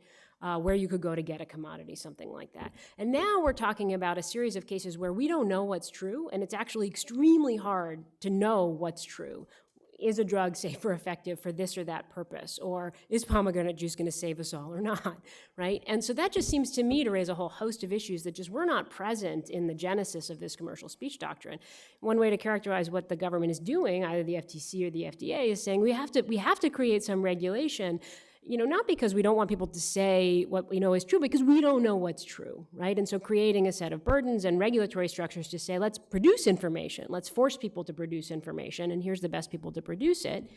And that seems to me potentially a very different kind of regulation than some of the others that we've talked about. It also raises really interesting issues about the competence of courts versus, say, agencies to evaluate these kinds of questions, right? So, in Coronia, the court says, well, don't worry, the FDA law may be unconstitutional, but, you can still show that the claims are false. Well, so you go to a court and you say, well, this claim made in this particular, by this drug rep is false. That raises, Palm Wonderful is exactly that kind of case. And the court has to say, well, what's false and how much evidence do I need to know that it's false? What if there's one study? That bears no relationship to sort of what the FDA would do when you go to an FDA set of, scientific panel and you have to produce all this evidence, right? So how do we think about, I guess, in this sense, both the court versus regulatory body question, and also ought we think differently about some of these kind of information forcing cases than we do about your generic kind of commercial speech case where, everybody knows what's true? You were looking at me. I'll start off. Part of the question you're asking is who bears the risk of uncertainty. One of the reasons why when we pushed the cases that we did in the dietary sup in the food marketing field, is we tried to drive home that these are really classic credence goods. These are not goods that consumers can evaluate the claims on their own. They have to rest to some extent on the veracity of the marketer's claims. And, it's not just the hard claims. So, for example, we have cases against dietary sub manufacturers who make claims that if you lie on your couch eating whatever you eat, you don't exercise, but you take their magic pill, you're going to lose 10 pounds a week. And they have a study produced by someone who claims to have a PhD that supports that. And we have to go to court with our experts and prove that substantiation is not accurate. And so for regulators, the cases in which there is uncertainty, which are these days, probably the lion's share of the cases, create really very difficult enforcement problems. Bill is right. When I was at the FDA, we probably did 100 dietary sub cases. We could have done 1,000 dietary sub cases, and we'd still be doing them. We picked the biggest manufacturers. We went after Basic Research and Lane Labs, Iovate, sort of the big sellers. But and so the price we pay is a marketplace that's rife with misleading claims about health, some more significant than others. Drug claims, I think, pose a greater risk to human health than claims about foods that are not going to kill you, but probably are not going to prevent you from getting prostate cancer or treat your heart disease or cure erectile dysfunction. And, I think the courts are now starting to sort out these kinds of more difficult questions. That's why it's so interesting to see what the court's going to do in the Palm case. We were happy to litigate that case because no one wants the answers to the questions that you've posed more than the regulatory agencies. David, I'm wondering, to what extent do you think consumers are less likely to be skeptical because they think you are out there doing this kind of thing? Well, to what extent are they more likely to be deceived because they say, well, they couldn't say this if it weren't true? I think that with respect to food and drugs, there is the presumption that the government would not allow these products to be marketed with these claims unless there was some formal approval process. And there's survey evidence that the FDA has done that Bill knows.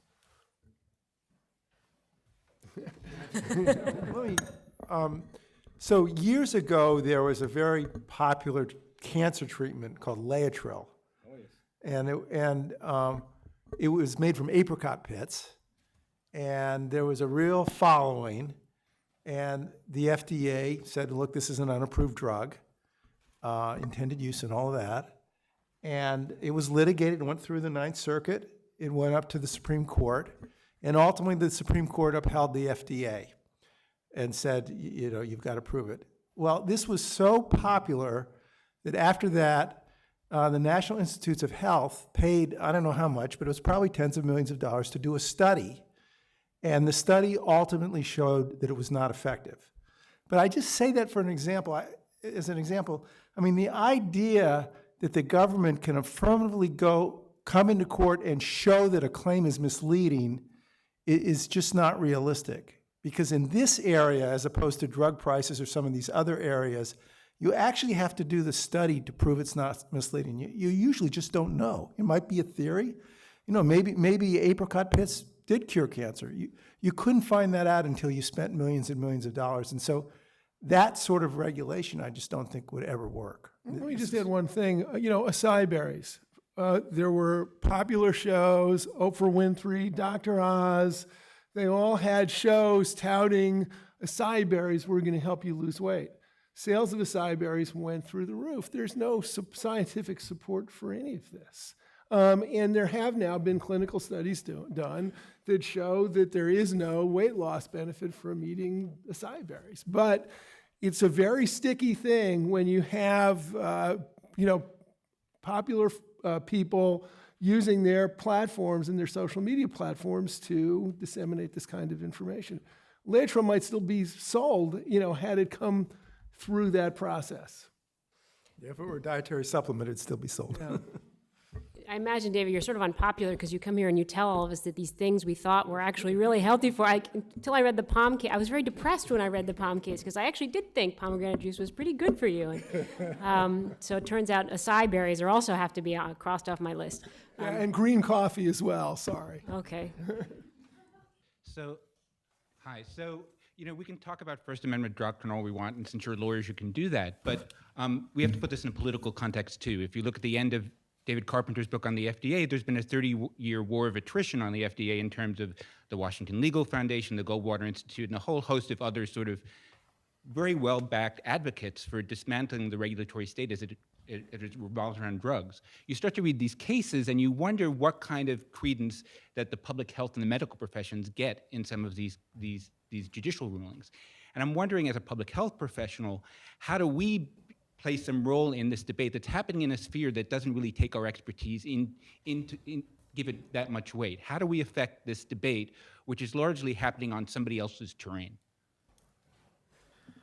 Well, I mean, I think that there is, you know, a great deal of misconception in a lot of these cases about what a physician and, you know, and what the medical community is able to, whether or not they're able to cull truth from what is truth and what isn't truth. And I think one way that the public health community can help add to that debate is by pointing out the consequences of getting that decision wrong. I mean, as opposed to the POM cases, and, you know, I mean, that when you get the case wrong with the case of a drug, that will kill you, and that will kill a lot of people.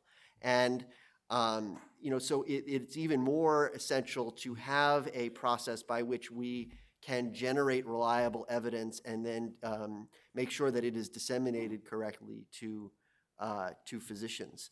So, you know, I mean, I think that, you know, in a lot of legal cases, we talk about the physician as a learned intermediary in a way, and I think that we need to think of the FDA as a learned intermediary to the physician, because without the FDA's guidance on what, you know, and what is approved and unapproved and evidence-based and not evidence-based, you know, physicians have a really tough time trying to make those same kinds of decisions.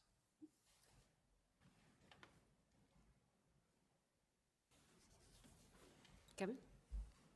So, Amy, your point about we don't know the truth of this in the same way that we know the truth about the pricing of liquor and whatnot. But of course, a lot of the rest of the First Amendment was there for things for which we didn't have clear proof, you know, religion and, you know, political philosophy. So this almost occupies an intermediate place where we need scientific proof to establish something. But it is provable, but it requires a lot of investment to get there. I wonder if, you know, Bill's comments were focused a lot on the intentionality standard. And I wonder if that does much, you know, for Judge Kaczynski. You know, we're not prosecuting here speech, we're using speech as evidence that they're intending to market this as a drug. And if that distinction goes away in some of these cases, I don't know how we defend any pre-market approval. I mean, why is the second approval the one that's at risk? Why isn't the first approval at risk?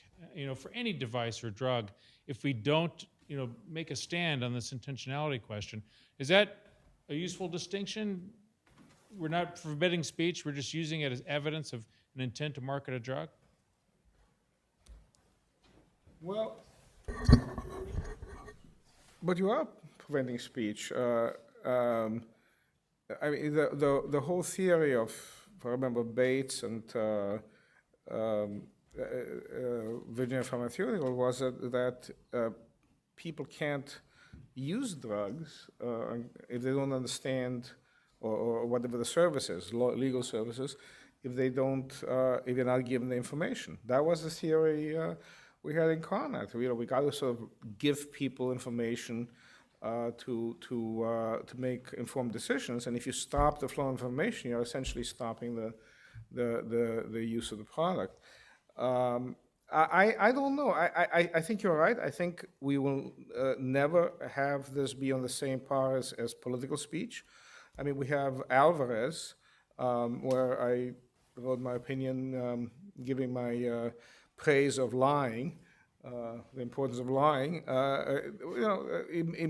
It's probably true in real life. The ability to lie is important, but it's certainly not true in marketing drugs, where you can kill people with it.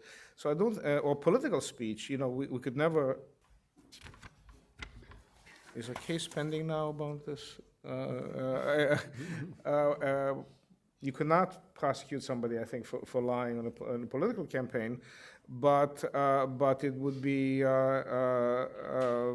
quite different with drugs. So I don't think we'll ever get to an area where this is where these things are treated like political speech or personal speech. And the question is, have we gone too far in terms of impeding what should be important regulations, things that people simply cannot find out for themselves. There's sort of a flip side of this, and this is another stuff that is prohibited from speaking. There's all that stuff on the foods now that appeared. I think it was FTC that requires the nutritional information. That's the FDA. That's Bill.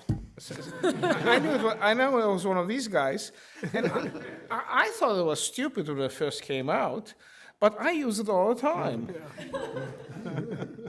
I do. I mean, I now compare those little boxes, and I don't know how they get there, but I assume they're accurate, and when they say so many grams of sugar, it really does mean so many grams of sugar.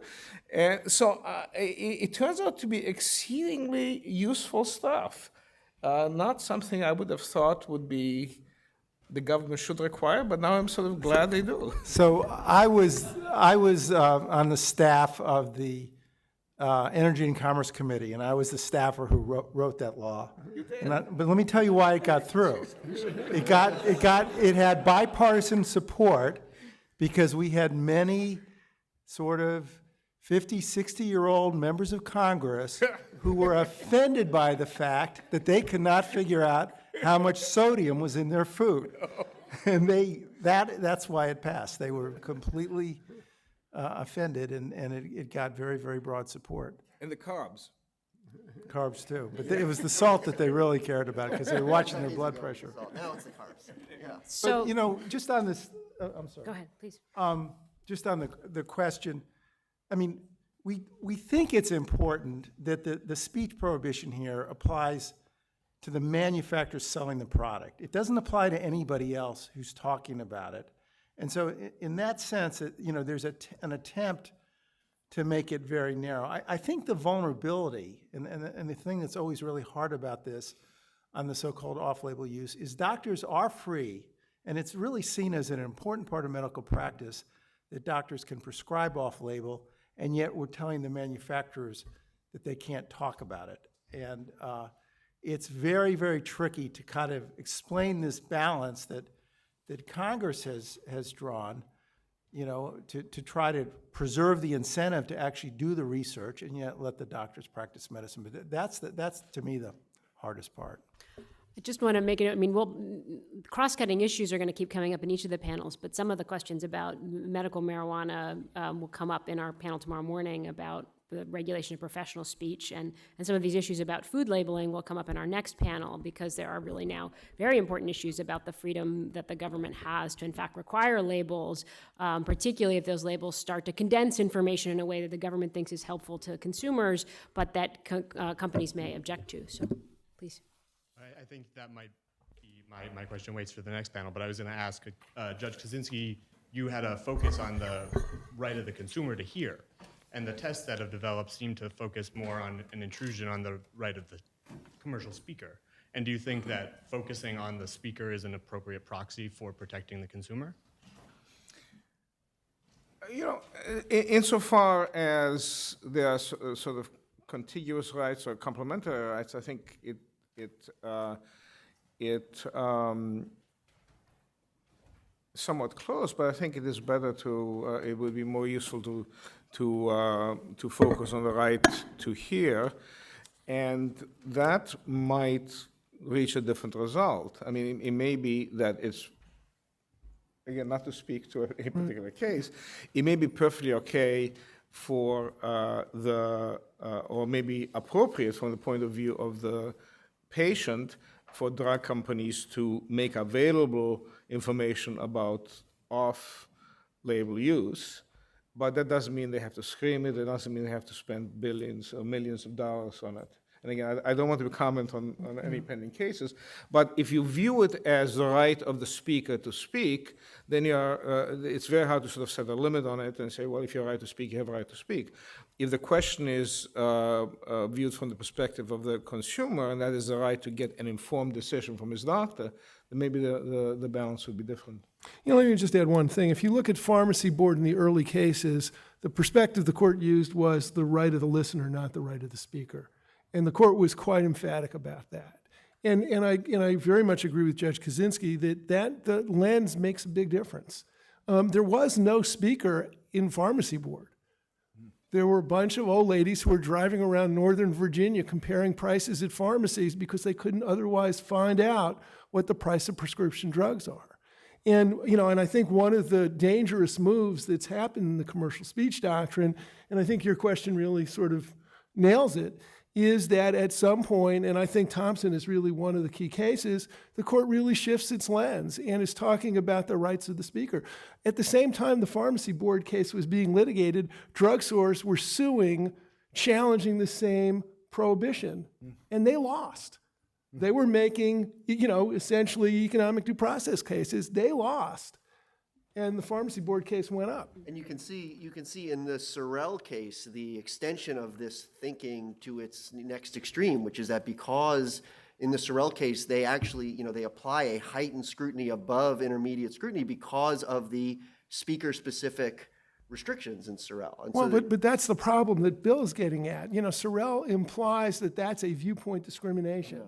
And one concern I have about off-label uses is someone's going to make the argument based on Sorrell that all you're doing is forbidding the manufacturer. You're just really drowning out one speaker, and the only speaker who's restrained on a landscape where everyone else can speak.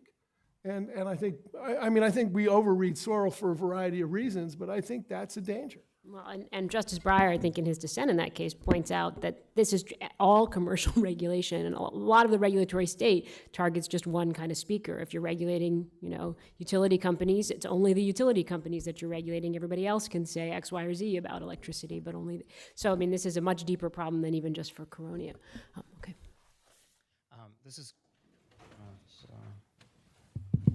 This is a question for Aaron. I don't know if this is on. It is. It is on. Just get your mouth closer to it. Just be shorter. Be shorter, right. So it's easy. Aaron, something you emphasized in your presentation but you didn't come back to is that in Coronia, the court jumped over the first prong of the central Hudson test, meaning was the speech misleading? And one could make the argument, and I think you have in the past, that one could argue that it is misleading, and so if you could just comment on that. Sure, thanks, Leo. I think that in Coronia, I think that some of the things that Coronia said certainly were false and misleading. I think the problem is that when you get into that kind of a debate, it necessarily ups the ante in terms of the amount of resources and the amount of debate over, between experts to try to figure out what is or isn't truth and what is or isn't correct. And so, if you start trying to parse, well, was the statements about Parkinson's disease correct? Well, here's a 10-person case study that was done in Japan showing the effects of this drug improved, disease symptoms in 8 of the 10 people. Is that truth? Is that correct? I think that that's really hard to assess. And so, it's a lot cleaner and more straightforward for everybody involved if the standard is on and off label. And I think that was the FDA's strategy in skipping over that hurdle in their arguments before in the Coronia case. Right, but the standard is it true and is it misleading? And that 10-person study, do you think that that was a mistake not to press on that first prong? In retrospect, yeah, probably the FDA is kicking itself a little bit that it didn't make more hay out of whether or not Coronia had any support for claiming that that this drug that was used, in date rape is actually a great insomnia treatment. But I think that nonetheless, I think it's a sensible distinction for the FDA to have made prospectively. Unfortunately, now going forward, I think that's where the FDA is going to be dragged into, is a lot of these discussions over what is or isn't true, and it's going to, severely limit their resources in being able to bring these cases, and it's going to, cast a shadow over negotiations and settling these cases, and it's going to make enforcement in this area a lot more difficult. Hi. Can you hear me? Anyway, yeah. You have to be up, Tilt the mic. There you go. Anyway, so I was wondering if there's actually any constitutional distinction between drug manufacturers pushing off-label use through drug reps and then doing it through direct-to-consumer advertising. If there is no constitutional distinction, how would that complicate regulation of that area?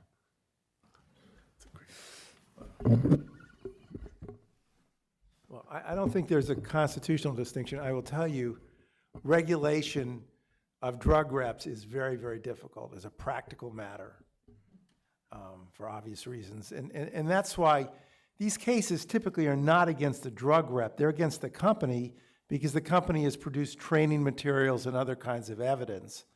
And what happened in Coronia is they swept in both the rep and the company, and then, as Aaron said, the company pled out.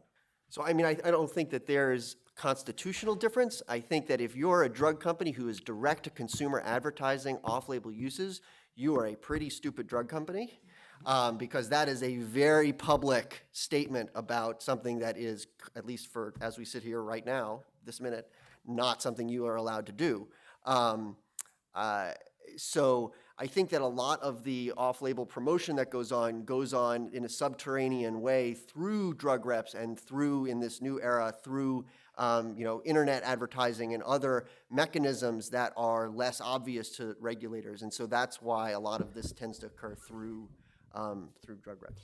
But let me just press the point, because I think if there isn't a constitutional logic, if Coronia were accepted, then do we have to also accept? Then it wouldn't be potentially unconstitutional to, right now, outside of the Second Circuit, you'd be dumb to do this. Yes. But, That's right, yes. how worried ought one be? Or is there a constitutional argument that you could make that would say, okay, well, they're doing this to the doctors, but they can't go on national television and market drugs off-label? I think that as long as the current scheme is in place that you can market on-label products in direct-to-consumer fashion, where you say, here are the, in the rules that exist, and the statements that are made in those contexts, we're suggesting that you go see your doctor to ask him about whatever. I think that I don't see a way to prevent that from happening. I mean, this is really, such an interesting area, but another nuance of this, if you think about it, the advertising to consumers, I mean, there's a decent argument that, well, why should that be so bad? Because the doctor has to make the decision. It's not like Palm or some of these other cases where the consumer's making its own decision. So that, I think, also really complicates the analysis. I mean, I would say, as I said in my talk in the Second Circuit, there is this theory the Second Circuit didn't decide that the advertising is evidence of the intended use. And, that's still, I think, open to argue and undecided. Well, marketing to the consumer does have a collateral risk, and that is having a consumer who gets the drug for a prescribed purpose that may be legitimate, and then she's advertising, and then without consulting the doctor, goes and uses the non-prescribed use. And depending on what the drug is, it may be the kind of drug that the doctor won't even give a second thought to because, let's say it's blood pressure medicine, and just routinely renews a prescription. So if you market to that segment of the community, saying you take your blood pressure medicine and it can make your hair grow, you cure baldness. That's not so far-fetched either. Thank goodness. Minoxidil was originally a blood pressure pill. Okay, let me just make one point. There you go. Let me make one point that I You think... heard it here first, folks. Only you heard it here first. I wouldn't be sitting here. There's one point that shouldn't get lost, which is there are more comprehensive regulation of face-to-face encounters than the FDA does with drug detailment and doctors. There are other, the SEC has all sorts of rules about face-to-face encounters in certain contacts. Many states still prohibit direct in-person solicitation by lawyers, post-oralic. So, I think there is a constitutional difference. Whether it matters very much, I doubt it. Okay, I think this comes at this question from another perspective a little bit. And Dr. Kesselheim, this is mostly targeted to you, I think, because I appreciate the distinction in the regulatory scheme between allowing doctors to prescribe off-label and to find out about medical advances through their professional organizations and clinical trials, et cetera, while controlling the marketing off-label. But I think it's created a confusion, maybe because of the regulatory structure, I don't know, but when states now are stepping in and regulating, for example, in the area of medical abortion, they're regulating based on what's on label and off label. It's created a huge amount of confusion in the courts and I think in the minds of the public about what's appropriate, what's scientifically valid, et cetera. So I don't know if you think there's a sort of regulatory fix for that, or if there's another kind of approach that might help. Sure. In that context. Yeah, I mean, I think it's a great question, and I didn't mean to imply in my comments at any point that something just because something's off-label, it means that it is not evidence-based or not true. I think there are plenty of off-label uses that have evidence behind them, and I think that there, in the current situation, there is in a current regulatory environment, it's relatively difficult to get an off-label use that garners enough evidence that it then would become theoretically be an on-label or FDA-approved use. It still takes a lot of resources and in order to get that through the FDA. I think that one regulatory mechanism that could help solve that problem is if there was some sort of expedited pathway through which the FDA could review off-label uses of a product, evidence-based off-label uses of a product to supplement a label, either in looking at their in supplemental evidence related to safety or even the efficacy of the drug. So, right now it requires the manufacturer in most cases to come forward and present that information to the FDA and to pay a fee and whatever else. If there were, accelerated ways of doing this, then, that might help build a label that better reflects the current state of the evidence rather than whatever was fixed at the time that either the drug was approved or whenever the last update was. have a quick follow-up question to that, Erin. So, has there been any attempt to analogize the situation to the stuff you've written about monitoring experimental drugs once they're already in the market? So these sort of post-market, post-use data collection practices. And then separately, I had heard that in the cancer context, there's something called this cancer compendium, where the consortium gets to approve a bunch of off-label products for use, and insurers tend to reimburse for that off-label use. So how does that fit in? If you know, if you don't. Sure. Very specific question. How does it fit into this whole spectrum of what we've been talking about? Yeah, so there are these compendia that you're talking about, and I think that what the compendia do is they get together a lot of very expert oncologists, and they look at all the evidence around uses of a particular cancer product, and they list, apart from the uses that are on the label, all the other evidence-based uses of this particular chemotherapy agent, and CMS and private insurers use this to figure out which off-label uses of the drugs they're going to approve. Whether or not a pharmaceutical company can market about those products in the current environment, they can't directly market about them. No. But there is a mechanism actually through which drug companies, another safe harbor that I didn't list, in which drug companies can talk to formularies about coverage of agents, in these kinds of circumstances, and where they're not talking to physicians. In this case, they're talking to a different environment. And again, this gets back to some things that people have discussed about who the listeners are in these cases. And in the case of this safe harbor, because the listener is thought to be a more a higher body of a formulary committee that's made up of a bunch of physicians and is making policy decisions about a whole group, that the fact that it's an off-label indication and not officially in the FDA label is not considered to be a barrier. And so pharmaceutical companies can actually talk through this safe harbor, and I can talk more about it offline. But I think that it just kind of provides more evidence to the fact that just because something is off-label doesn't mean that there's no way for physicians to learn about it or for the drug to get used in an evidence-based way if drug companies are not allowed to talk about it. I have a question about the misleading element of the first prong of the Central Hudson test. Because we in the cases typically focus on the words themselves and sort of a semantic inquiry into the meaning conveyed to the listener. But I'm sort of wondering, as we get more and more evidence that the vehicle matters, that consumers are more persuaded by an actor in a white coat than an actor in a cowboy hat, that doctors are more persuaded by a very attractive and flirtatious drug rep than by a glossy pamphlet, whether that might make a difference for the analysis, because the courts say over and over again that just because a message is persuading, is sort of persuasive to the listener, that doesn't make it automatically misleading. But if we're sort of seeing that it's not so much about the message, but how it's conveyed that can make people be persuaded in ways they didn't realize they were being persuaded, that kind of sort of behavioral psychology element might at some point produce enough empirical data to make it sort of provably misleading, even though the words haven't changed.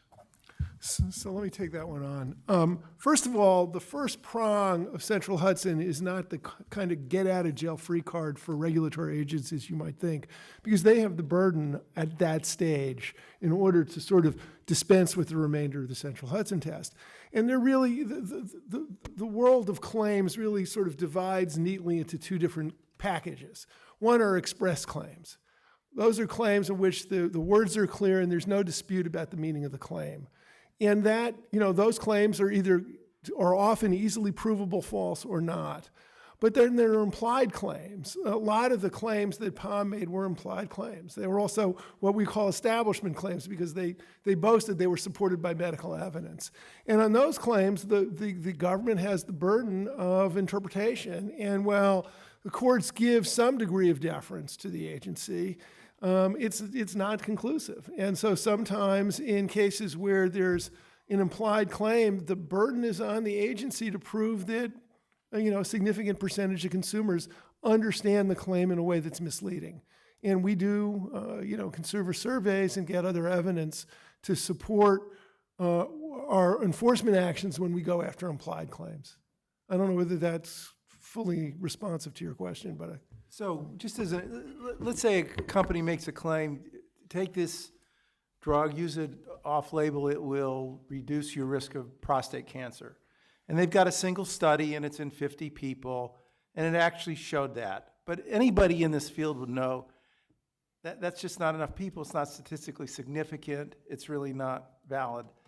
But FDA can't prove it's misleading because it really doesn't know. The studies haven't been done. So to me, that first prong of Central Hudson, at least in the drug area, is really of limited utility. Yeah, and at the FTC, we would take a slightly different position, which is, and we don't do the labels, we do the ads, but not for prescription drugs. We take the position that unless there was some substantiation beyond this weak study, they would have to qualify that claim. They'd have to make a claim that says there's a preliminary study and we don't know whether it's valid, and qualified in a way that they wouldn't make the claim probably. But that's under your substantiation standard. That's under our substantiation standard. Some of issues related to your question, Julie, will come up in the next panel when we'll be talking about cases where there are, say, disclosures required or graphic warning labels on cigarettes, and courts have explicitly started to contemplate whether or not the emotive nature of the warning or so forth actually ought to make a difference in First Amendment terms. So I think that'll converge actually quite nicely with this discussion. So our next panel begins in about 10 minutes, so we'll take a quick break. And please join me in thanking our fantastic panelists.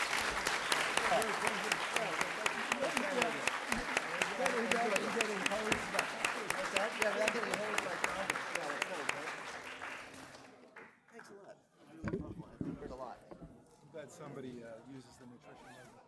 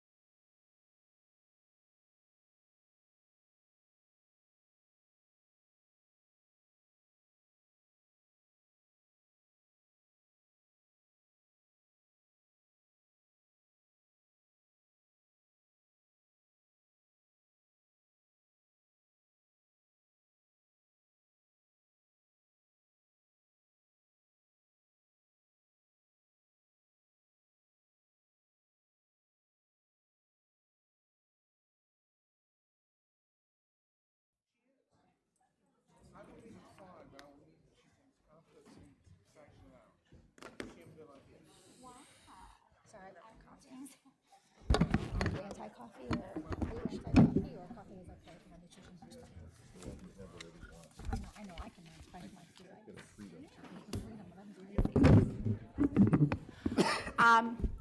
Okay, everybody. My name is Abby Gluck. I teach health law here at the law school, and we couldn't be more thrilled to have such a fantastic turnout at one of our many wonderful health events. So thank you to Robert and Amy for organizing this fantastic conference again.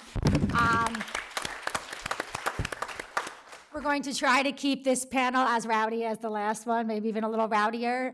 One of our panelists, Christine Joles, is en route and will be waltzing in sometime in the middle of the panel, and we will make sure we accommodate her schedule when she gets here.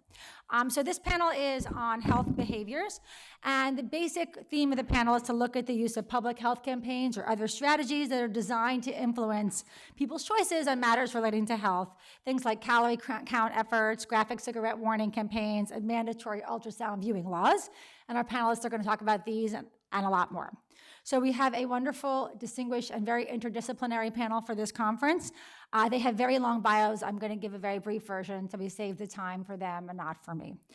In order of, they will be speaking. To my left is Kelly Brownell, who's the Dean of the Sanford School of Public Policy at Duke. He's the Robert L. Flowers Professor of Public Policy, Professor of Psychology and Neuroscience. As you all know, he's a nationally renowned expert on food policy and obesity, among other things. He's a member of the Institute of Medicine, has been called Time Magazine's among the world's most 100 influential people.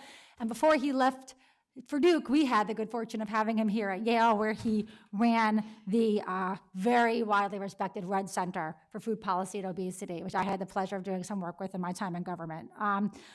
Then Nadia, it was sitting to Kelly's left, Nadia Sawicki is a law professor at Loyola Chicago Law School. She's an expert on health law and bioethics. She has degrees in both from the University of Pennsylvania.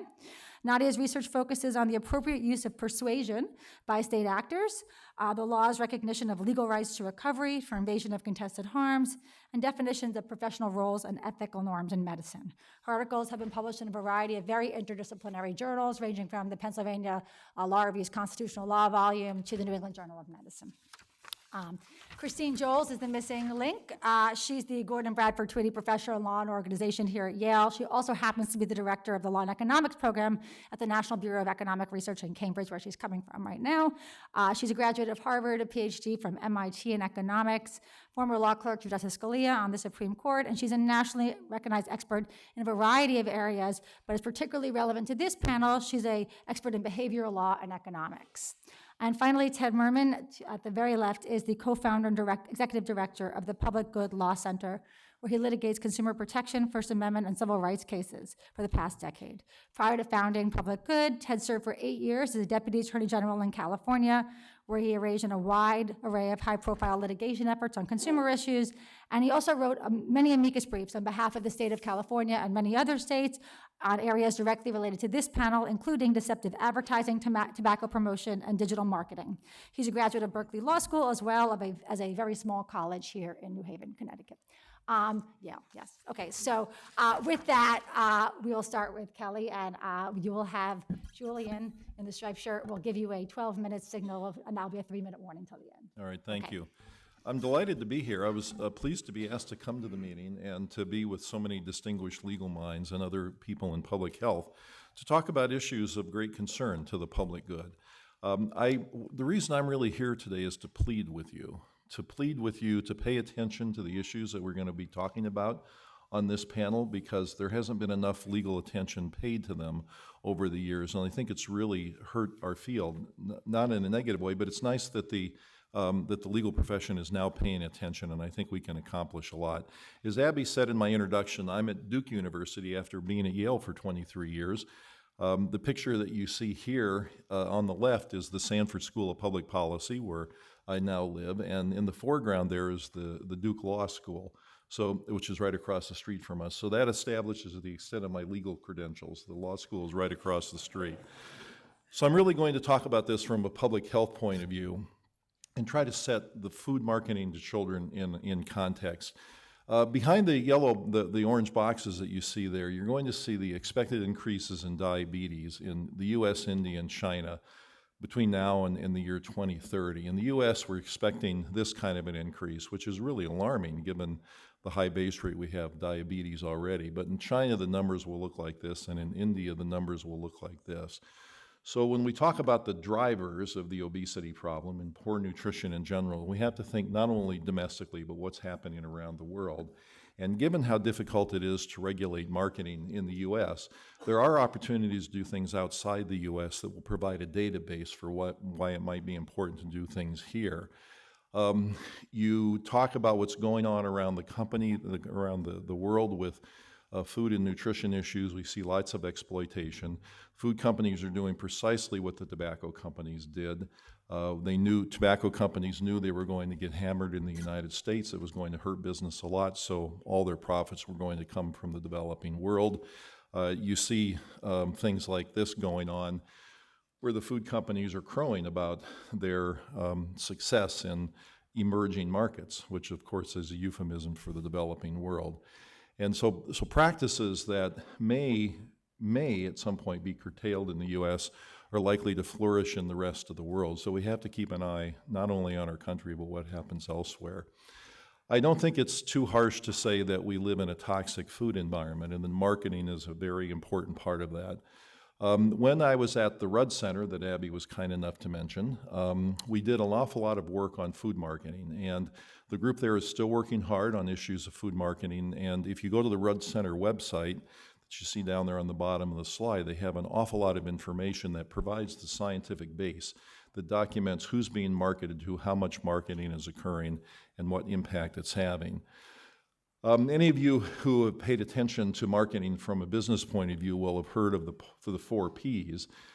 This is the language that the marketing world used to talk about how you can more effectively market by paying attention to these issues. But I think there could be 4 impact Ps of marketing, and it would be these things. It's certainly powerful. It has a very important effect on people's behavior. Of course, the companies wouldn't spend so much money doing it. It's quite persuasive. The companies will dispute how exactly persuasive it is, but research shows that it is. It's pernicious in the sense that it does an end run around people's cognitive abilities, and this is especially true for children. And in the case of children, I think it's completely predatory. And unless something is done about this pernicious force, it's hard to imagine we will be able to effectively address problems like obesity in the United States. Here's an example of the extent of this. The Robert Wood Johnson Foundation now is by far the world's largest funder of work on childhood obesity, devoting $100 million a year to the problem. This has been an absolute godsend to those of us who care about this problem. But let's compare that to how much money the food industry spends marketing unhealthy food to children. So this dot that you see entering the screen is going to circle around the calendar and land on the day of the year by which the food industry has already spent $100 million marketing just junk food just to our children.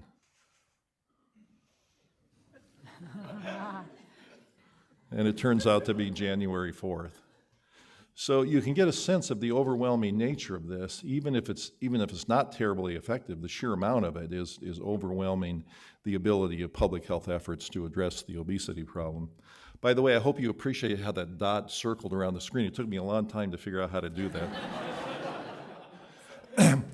So let's talk about marketing of cereal. So when I was at the Rudd Center, Jennifer Harris and my other colleagues there did a series of studies on the marketing of breakfast cereals to children. Then they did studies on the marketing of fast food and the marketing of sugared beverages. And they pretty much showed the same thing and released a series of reports that are readily attainable on the web, in this case called Cereal Facts.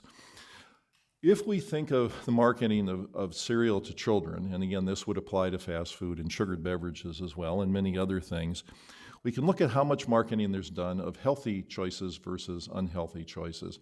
And fancy creating a list that rank orders, in this case, cereals, according to nutrition score, with the healthiest cereals at the top and the least healthy ones at the bottom. The ones at the bottom would have the least fiber, would have the most sugar, most fat, etc. And next to that, you put a list of what's marketed mostly aggressively to children. Let's see how those two lists coincide. So if you take the best dozen cereals by nutrition score, we use a score from researchers at Oxford University. These are the cereals that show up on that list.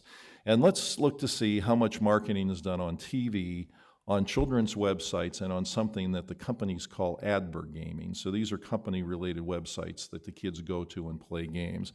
And if you look at all the marketing for these, the healthiest cereals, it adds up to exactly 0. All right, let's look at the worst dozen cereals now by nutrition scores. And you'll start to see names that you clearly recognize. And let's look to see how much marketing there's done of these things. And all of a sudden, the list gets pretty populated pretty quickly. Now, one wouldn't accuse the cereal industry of intentionally trying to fatten American children, but if they were out to do that, could they do it better than this? Okay? We did this report in 2008. In 2011, at the Rudd Center, we did a follow-up report to see whether the companies had made progress over this 3-year period of time. The companies, in the meantime, had fallen all over themselves, not only the cereal companies, but other companies, to make self-regulatory pledges. Government doesn't need to come down on us. You can trust us. We will police ourselves. We care deeply about the health and well-being of American children and families. So let's see what happened. In 2008, these were the top 10 most aggressively marketed cereals to children. 3 years later, after which these promises had been made, quite publicly so, only one cereal changed on this list. Cereal number 9 changed and became this. And they shifted around a little bit on where they fell on the list, but that's really it. So not a very impressive endorsement for industry self-regulation. So if you look at what the food industry is doing, not only have they shaped our ideas about what products might be most desirable to eat, but fundamental norms of eating have been changed. Where we eat, when we eat, et cetera. When I was a boy, nobody ate in their automobile. Nobody would ever have dreamed that you would have fast food for breakfast. Nobody would have ever guessed that you would have, that the default serving size of a sugared beverage would be 20 ounces rather than the 6.5 or 8 ounces it used to be. And this has been done very systematically. And the countries around the world that are catching up to us in obesity only have to look at us to see what's coming to a theater near them. And it's going to be this systematic reshaping of food norms. You see it all over the place.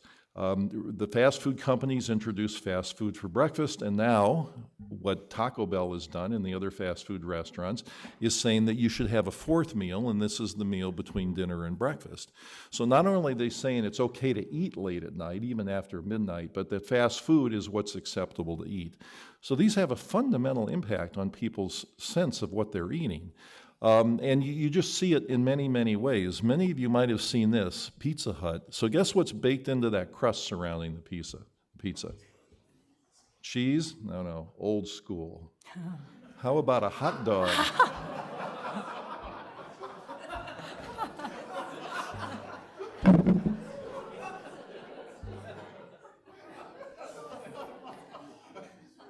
So this is amusing and terrifying at the same time, but it shows how the norms are changing. And so getting people to eat more is one way to, of course, to increase sales. So there are possible paths to try to address this marketing scourge that exists. Industry self-regulation we could talk about a lot if we had more time, but it seems to me to have pretty much failed. A few little concessions have been made to the public health community, but just enough to get a lot of credit out there in the arena of public relations, but not really to make meaningful changes in what's happening in terms of marketing. Public pressure could occur, but it's very hard to imagine ever being able to mount an effort that would affect public opinion in the face of all those dollars that are spent marketing to people, $100 million by January 4th. So then we get into legal and regulatory action. The regulatory agencies have tried hard to address this problem. The FTC, and David Laddick could talk about this in more detail, I think has done terrific work in getting reports released on how much marketing is being done and how the companies are deploying their marketing resources. But much more really needs to be done. And so the question is, can legal action be helpful in this context? And in my mind, it has to be, or we're not going to help address these very significant problems. There are several possible approaches. One could be enforcement of existing laws and regulations that are out there. There are some compelled speech opportunities with labeling, that warning labels would be an example of that. Truthful health claims that appear on packages could be part of this. But I think those are going to have small impacts compared to where the real big action lies, and that's in curtailing the commercial speech. This is where we need your help. Some people have paid attention to this. Ted's a great example of that, and others here on the panel. But we need more. We need bright minds paying attention to this, and it could very much help the public health effort to address obesity, not only in the U.S. and around the world. So I think the rationale is clear here, and it's shown on this slide, that there's clear harm to children. Children's health and well-being is being seriously affected. There are strong causal relationships that have now been proven over a number of years, actually, showing a link between food marketing to children, their preferences for certain foods, requests they make to their parents, and then things they buy on their own when they start to have income. The companies are exploiting developmental vulnerabilities that children have. It's hard to blame the companies for doing this. Children are an incredibly important part of their market, not only for what they eat and the amount of money they control as children, but because of the brand preferences that develop early in life and can last a lifetime. And there are biological vulnerabilities that are probably being exploited as well, and that leads down an interesting road. I'd like to come back to those biological vulnerabilities in just a moment, but I wanted to share with you what felt to me like a very interesting victory in this space, and it was done by virtue of a collaboration between the public health community, mainly our center at Yale when I was here, and the Connecticut Attorney General, and it had to do with a program called Smart Choices. In 2009, the food industry released this Smart Choices label on some of its food products. It came about as a consequence of the industry essentially conferring with itself and then coming up with nutrition standards for foods, and they said that any food that met our prescribed standards then could be given this Smart Choices label. There was real concern that consumers would be confused by this and would feel that it was a government-related symbol or that it had some meaningful nutrition criteria behind it. But the criteria were so self-serving that foods like this could earn the Smart Choices label. So we worked closely with Dick Blumenthal when he was Attorney General here on trying to do something about the Smart Choices program. He had his staff attorneys look into this, felt that there was a legal basis under consumer protection law in Connecticut to go after Smart Choices. And so he launched an investigation into Smart Choices and issued demand letters to the companies and to the professional associations that had been given, or one in particular, that had been given money by the companies in order to administer this Smart Choices program. And in a 6-week period, some amazing events took place. Right about when the Smart Choices program was going to be launched, the New York Times found out that it was going to happen and wrote quite a critical article about this. That was the first event in September. Shortly after that, the Connecticut Attorney General launches an investigation. This got national publicity because the New York Times found out about the investigation and made it quite clear that other state AGs might be behind this with a coordinated action. The Commissioner of the Food and Drug Administration held a public phone call, then based on these earlier events that were quite critical of the Smart Choices program, and in October 23rd, the Smart Choices program was pulled by the industry. Now, what was interesting here, I think, wasn't so much that the Connecticut Attorney General had a strong legal case. Perhaps he did, but that could have worked out over a very long period of time, well beyond the point that the companies would have been caring about Smart Choices, but it was the negative publicity that rained down on the companies that really had a big impact. So it was the involvement of a very visible and important legal figure in this space that really made a big difference. Now, I mentioned before biological vulnerability, so I'd like to close with this thought. This is a picture of the coca leaf, and in its natural form, people don't abuse it or have trouble dealing with it. It's only when it's processed into cocaine or hyper-processed into crack cocaine that humans, the regulatory biology that normally serves us well goes crazy and doesn't serve us well any longer. And so the question is, are there food equivalents of this? And is there an addictive process that may get instigated here that could be particularly troublesome in the context of children? So when you take corn, which nobody abuses in its natural form as far as I know, but you process it into things like this, then you get big public health problems. And when you take wheat and process it to this, you get problems. And when you take water and you process it into this, you get problems. And so one of the interesting legal issues is, does this provide ammunition to take legal action against the food marketing that goes on, because it's driving children to a product that not only harms their health because of the nutrition quality of it, but creates an addictive process. A colleague of mine and I edited a book on this, bringing together all the science on the issue of food and addiction, and it's really quite compelling. So this might be an interesting thing to consider in the legal context. So I'll end where I began. We need your help. Food marketing is only one of the things driving the obesity problem and lots of other nutritional maladies, but it's a big one, and it's a very hard one to tackle because of the very topic that we're dealing with here at the conference, the First Amendment. We need bright, clever people thinking about how to deal with this in clever, innovative new ways, and I think it could really help us make a difference in the public health arena. Thank you.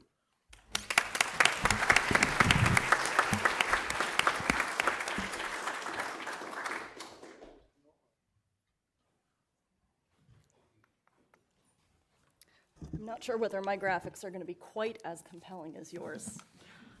Thanks very much to Dean Post and the organizers for inviting me here. I am going to talk a bit about the state's use of what I call compelling imagery to influence individual health behaviors in two contexts: tobacco and abortion. Both of these campaigns have been widely criticized, not just on First Amendment grounds, but also on ethical grounds. The basic argument being that the state ought not use emotions like fear and disgust to persuade. These ethical arguments, which I'll get into briefly, are grounded in theories of autonomous decision-making and are also based on evidence in science and, in some cases, Supreme Court language. So my question is whether any of the constitutional standards for evaluating compelled speech can take into account the emotional impact of some types of graphic imagery. My answer is yes. Regardless of whatever test you're using, there is an opportunity to incorporate these ethical concerns into the constitutional analysis. So there's been a long history of the use of imagery and emotionally compelling imagery in the public health context. You can basically trace the history of American public health by looking at posters alone. And these kinds of images have traditionally been pretty uncontroversial until now. So first of all, we've got the 2009 Family Smoking Prevention and Tobacco Control Act, which led to the development of FDA regulations requiring that 50% or more of cigarette packaging include graphic imagery depicting the health consequences of smoking. Now, the FDA chose 9 images. The diseased lungs you see on the right are one of them, and it chose them precisely because of their emotional salience. It relied on evidence that these kinds of emotional images were more likely than other types of persuasive speech to compel people to change their behavior. Those of you who smoke may know that we do not, in fact, have these images, and that's because in early 2003, the Attorney General withdrew the regulations in response to an unfavorable judicial ruling in R.J. Reynolds. The second context I'd like to talk about is abortion. We know about abortion-informed consent laws that are passed in a variety of states. Many of these laws require physicians to provide patients or provide them with access to brochures presented by the state departments of health depicting the positive and negative consequences of both abortion and childbirth. Many of these include images just like these. This is from the Texas Department of Health brochure. Those of you who have been following the news probably know that there are a number of states which also have imposed ultrasound requirements, and 5 states adopted laws for display and describe requirements, which require a physician to perform an ultrasound, display it to the woman, and provide a verbal description of what is being depicted, regardless of whether or not the woman wishes to hear. These campaigns, interestingly enough, compared to the tobacco campaigns, actually target or are argued to target positive rather than negative emotions. So proponents of these laws say that viewing fetal imagery will inspire feelings of maternal bonding and therefore persuade women to carry their pregnancies to term. Both of these campaigns have been widely criticized, focusing on this emotionally persuasive component. Interestingly enough, criticisms come pretty much based on whichever part of the political spectrum you're on. There hasn't been a consistent argument against emotional persuasion, except with respect to these particular circumstances. So the core of the objection to emotional persuasion, and I have an article that I'm working on this, is that while the government can and should get its message across in order to achieve its policy goals, it ought to do so more on the basis of rational argument than emotional persuasion. And this ethical objection is grounded in theories of decisional autonomy. If we think about decisional autonomy as having two components, the primary substantive decision and the secondary meta decision. So primary substantive decision is what flavor ice cream should I have? The secondary meta decisional level talks about how I make the decision. What kinds of questions do I consider? Do I consider that I'm wearing a white shirt and chocolate will stain it? Do I consider that I'm going to share my ice cream with someone and what flavors do they like? So we've got the substantive decision and the meta decision. And the argument is that emotional and particularly emotionally compelling graphic appeals affect decisions at this meta-decisional level. They affect how you make decisions, and this effect is exacerbated when the state is the speaker. Now, so there's support for this argument about emotional persuasion from neuroscience and from behavioral psychology about the sort of the unrelenting impact of images, that we absorb images without even knowing it.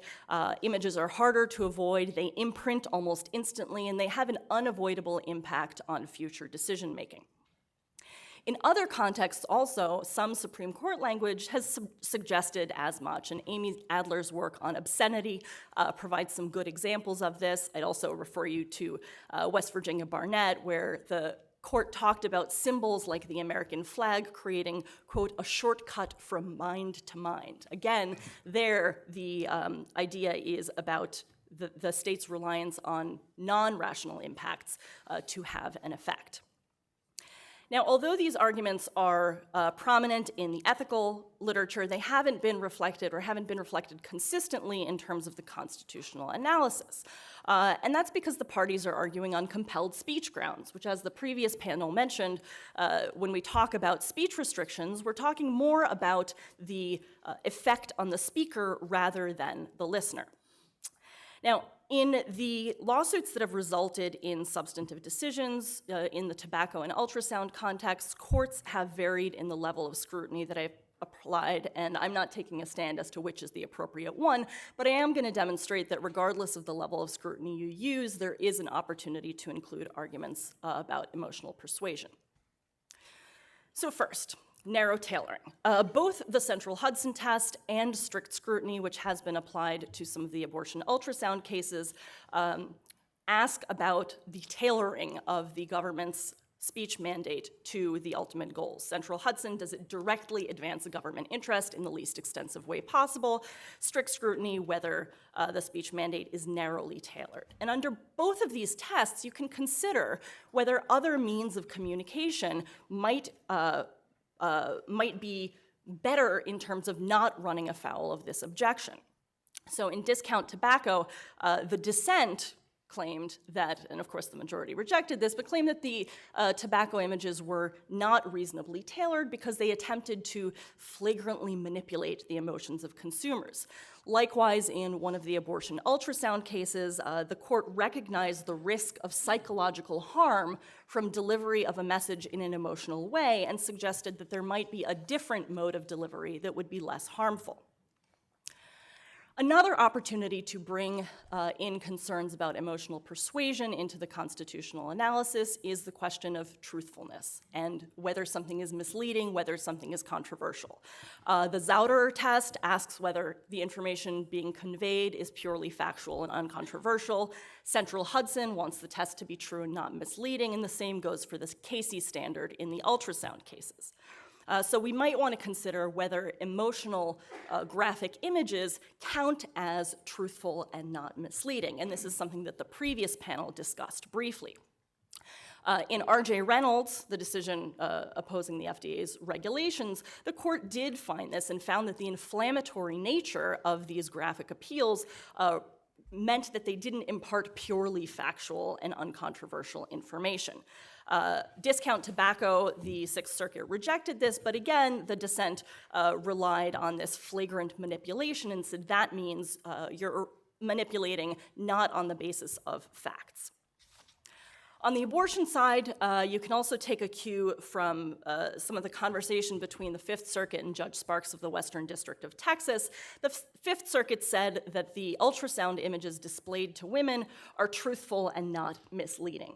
And the Judge Sparks of the Western District of Texas responded in a pretty sharply worded opinion, saying an extended presentation consisting of graphic images of aborted fetuses and heartfelt testimonials about the horrors of abortion would, according to the Fifth Circuit's analysis, be truthful, not misleading, and relevant. This also plays into the undue burden analysis, which falls outside the scope of First Amendment law, the argument being that there may be some types of communications that, despite being truthful and not misleading, might nevertheless cause some sort of an undue burden. And the decision by the Middle District of North Carolina that came just down earlier this year in Stewart versus Loomis recognized this. Again, it was talking about the psychological harm that ultrasound images might have on women who are seeking abortions. And the court asked that whether this kind of communication might impose an undue burden, even if it were considered truthful and not misleading. Then the final opportunity that I'd like to put forth about incorporating these concerns into the constitutional analysis is under the captive audience doctrine. Not very popular. There is no explicit right not to listen, but the Supreme Court has recognized that in certain instances, it will protect unwilling listeners from messages that are communicated in ways that make them hard to avoid. And so we have sounds of protesters outside abortion clinics, unwanted and unavoidable intrusions into the home, etc. Now, in Cohen versus California, the fuck the draft case, the court said, well, people who are offended can simply avert their eyes. They don't have to look at the jacket that says fuck the draft. But again, recent research in neuroscience and in behavioral psychology demonstrates that that might not actually be possible. In order to recognize that you're offended by an image, you have to see it. It'll imprint on your brain. And perhaps the court's suggestion that, well, you can simply avoid an image that you don't want to see is unrealistic, especially when, for example, in the tobacco context, 50% or more of tobacco packaging is covered in these images. So the legal system is very often a flawed way of, a flawed mechanism for resolving or even addressing controversial ethical issues. But I think this one particular area where we have states' involvement in compelling speech in order to persuade people to adopt healthy behaviors, this is one opportunity where we can, in fact, bring ethical arguments into the constitutional analysis. Moreover, the fact is that many of these arguments are supported by scientific evidence, and that might offer opportunities for considering these types of cases in the future. Thanks very much.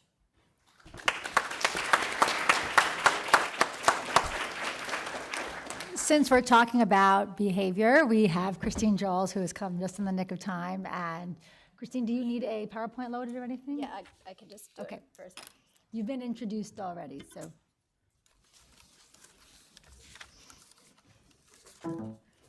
Did I just unplug the changer?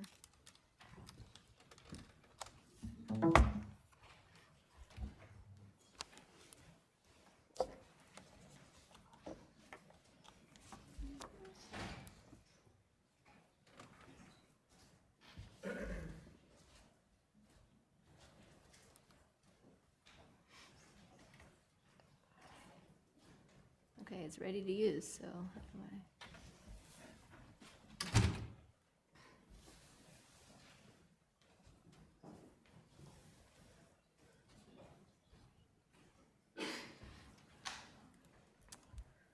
All right, well, I have to start, of course, by making a very heartfelt apology for my late arrival. My two high schoolers' parents' weekend up in Boston, where we live, is today and tomorrow, so I'm kind of trying to divide my time between Boston and New Haven, and there was a big accident on 91. I thought I was doing great. I emailed Abby that things looked good, and then all of a sudden we stopped. So I know it's disruptive, and I really sincerely apologize. Also, just one other preliminary, I really want to thank the conference organizers, especially Professor Kapczynski, for the great schedule and the fantastic materials that were put together. We've all been looking forward to this conference for a while. So as Abby suggests, Professor Gluck suggested, I'm sort of partially here in my role as someone who's very interested in behavioral economics and empirical analysis, and that's what I'd like to spend a couple of moments speaking with you about.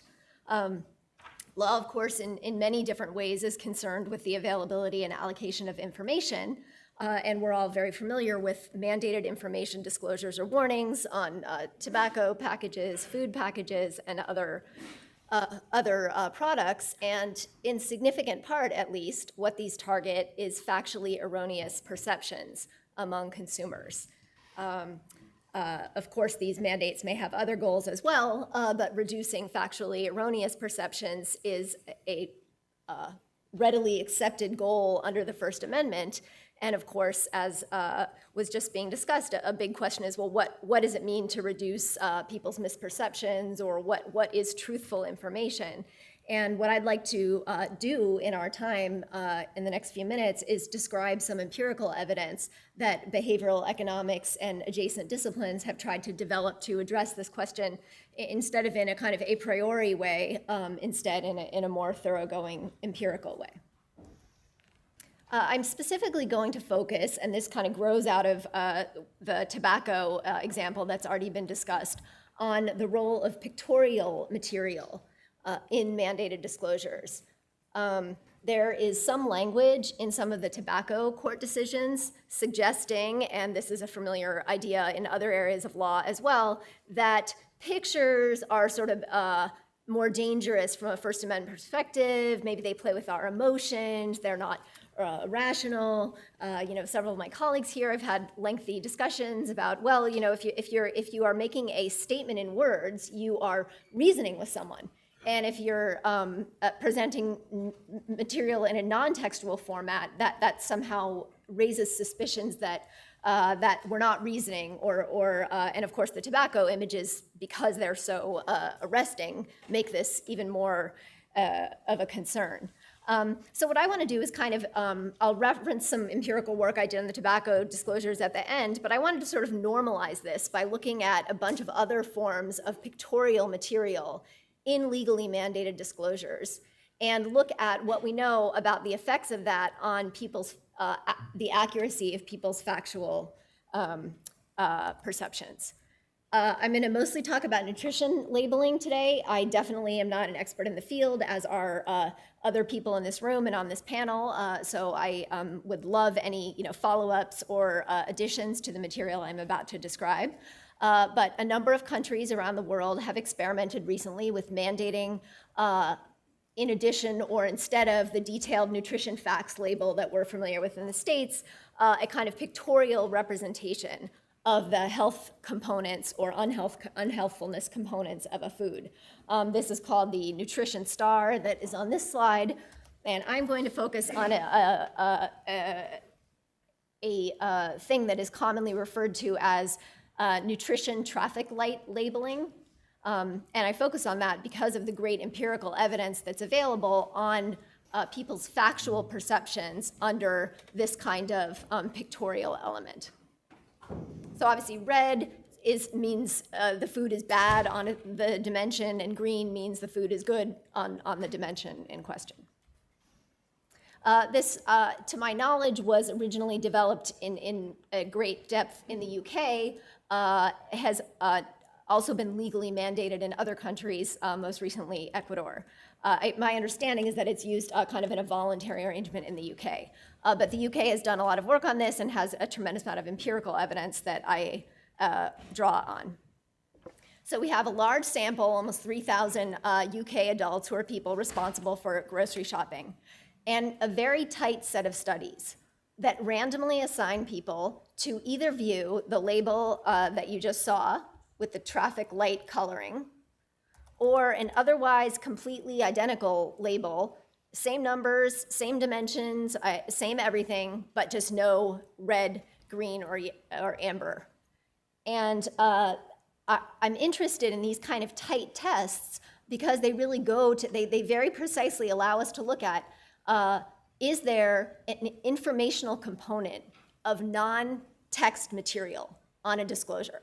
So holding exactly the same, the words and numbers and how their placement and how big the font is and all of that, if we add a pictorial element like a star or nutrition labeling, and there are lots of other examples I've been working on in an article that I'm almost done drafting, what do we know about how that one change in this controlled environment affects people's factual perceptions about the item in question? So in this study, we have people randomly assigned to see one type of label or the other type of label. And I'll show you two different results slides because the study authors looked at both snack size versions of food and meal-sized products. Now, an economist and perhaps a non-economist might be sort of suspicious of what do you mean when people are ranking healthfulness of products? And the approach taken in this study is to have expert nutritionists evaluate products' healthfulness, and then we compare the rankings that respondents in the study, who are these everyday shoppers, give to these expert nutritionists. And the closer they are to accuracy in the healthfulness of a particular product, the better off we conclude they are in terms of their level of factual informativeness. I myself, probably because of being trained as an economist, am a little suspicious of what we can learn from the absolute level of these ratings, but that's not what I'm interested in. So all I want to look at is the comparison between, on the one hand, people who see the set of numbers with the traffic light coloring, and on the other hand, the different people randomly chosen who see that exact same thing in black and white.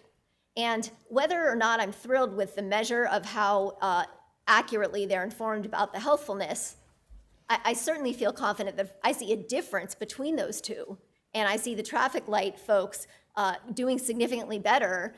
I feel confident that we're learning something regardless of whether we're confident in every aspect of that measure. So here are the results of this study. For the snack-sized portion of the food item, the respondents matched the expert healthfulness ratings 65% of the time with the traffic light label compared to 56% without, and that's a statistically significant difference. Again, the only difference in the material these folks saw was a non-textual kind of pictorial element in the form of the coloring on the slide. The difference was in the same direction for the meal-size portion, although not as large and not statistically significant, but in the same direction. And very similar results with the a second measure of healthfulness. So in these results on this slide, people were asked not about the overall healthfulness of the product, but the healthfulness in regard to a particular nutrient aspect, such as fat or salt.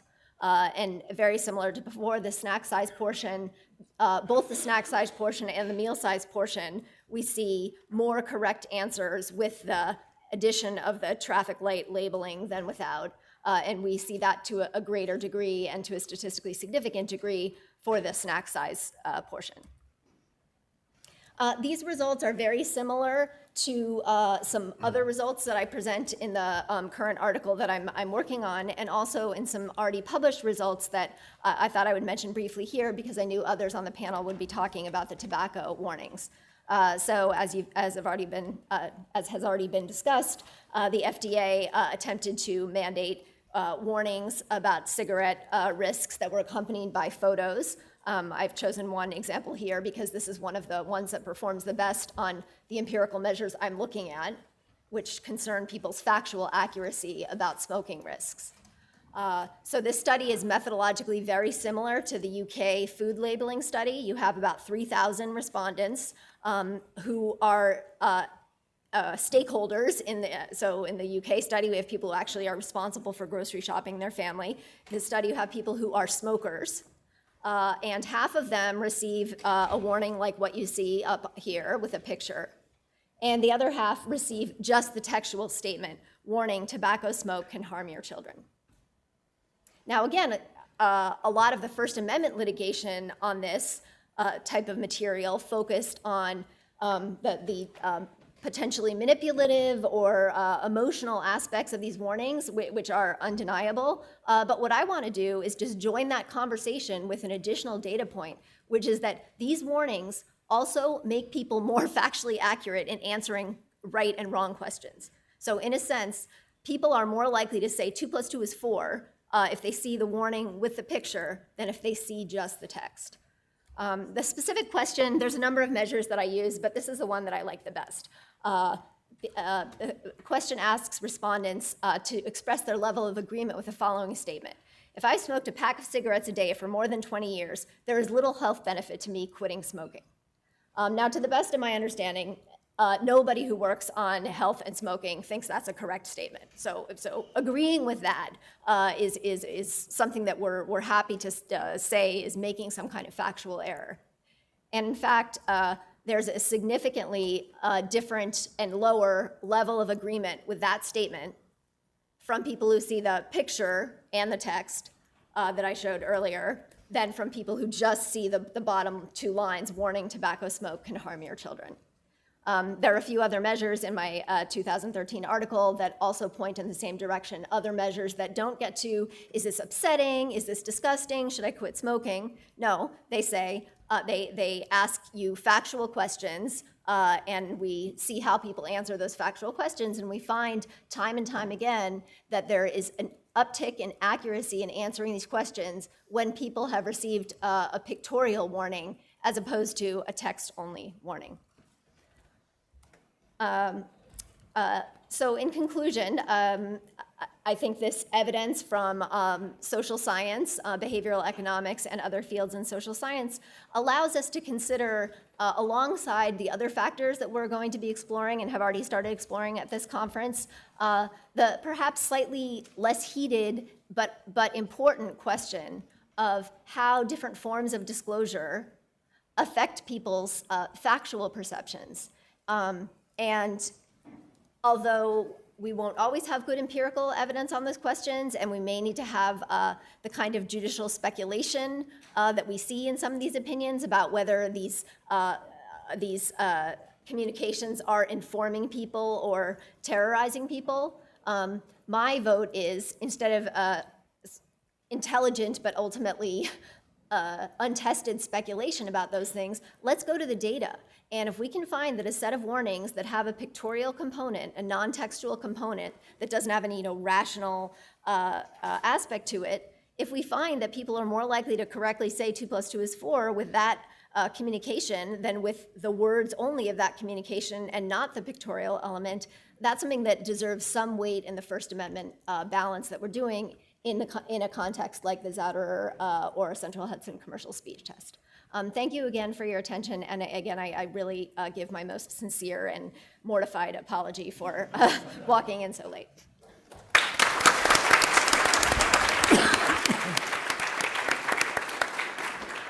Christine, maybe if you had put a picture of your apology on the screen, it would have been more effective. Since I didn't know it would be necessary until about 40 minutes ago, I couldn't prepare. Okay, we'll go to Ted now for our final presentation.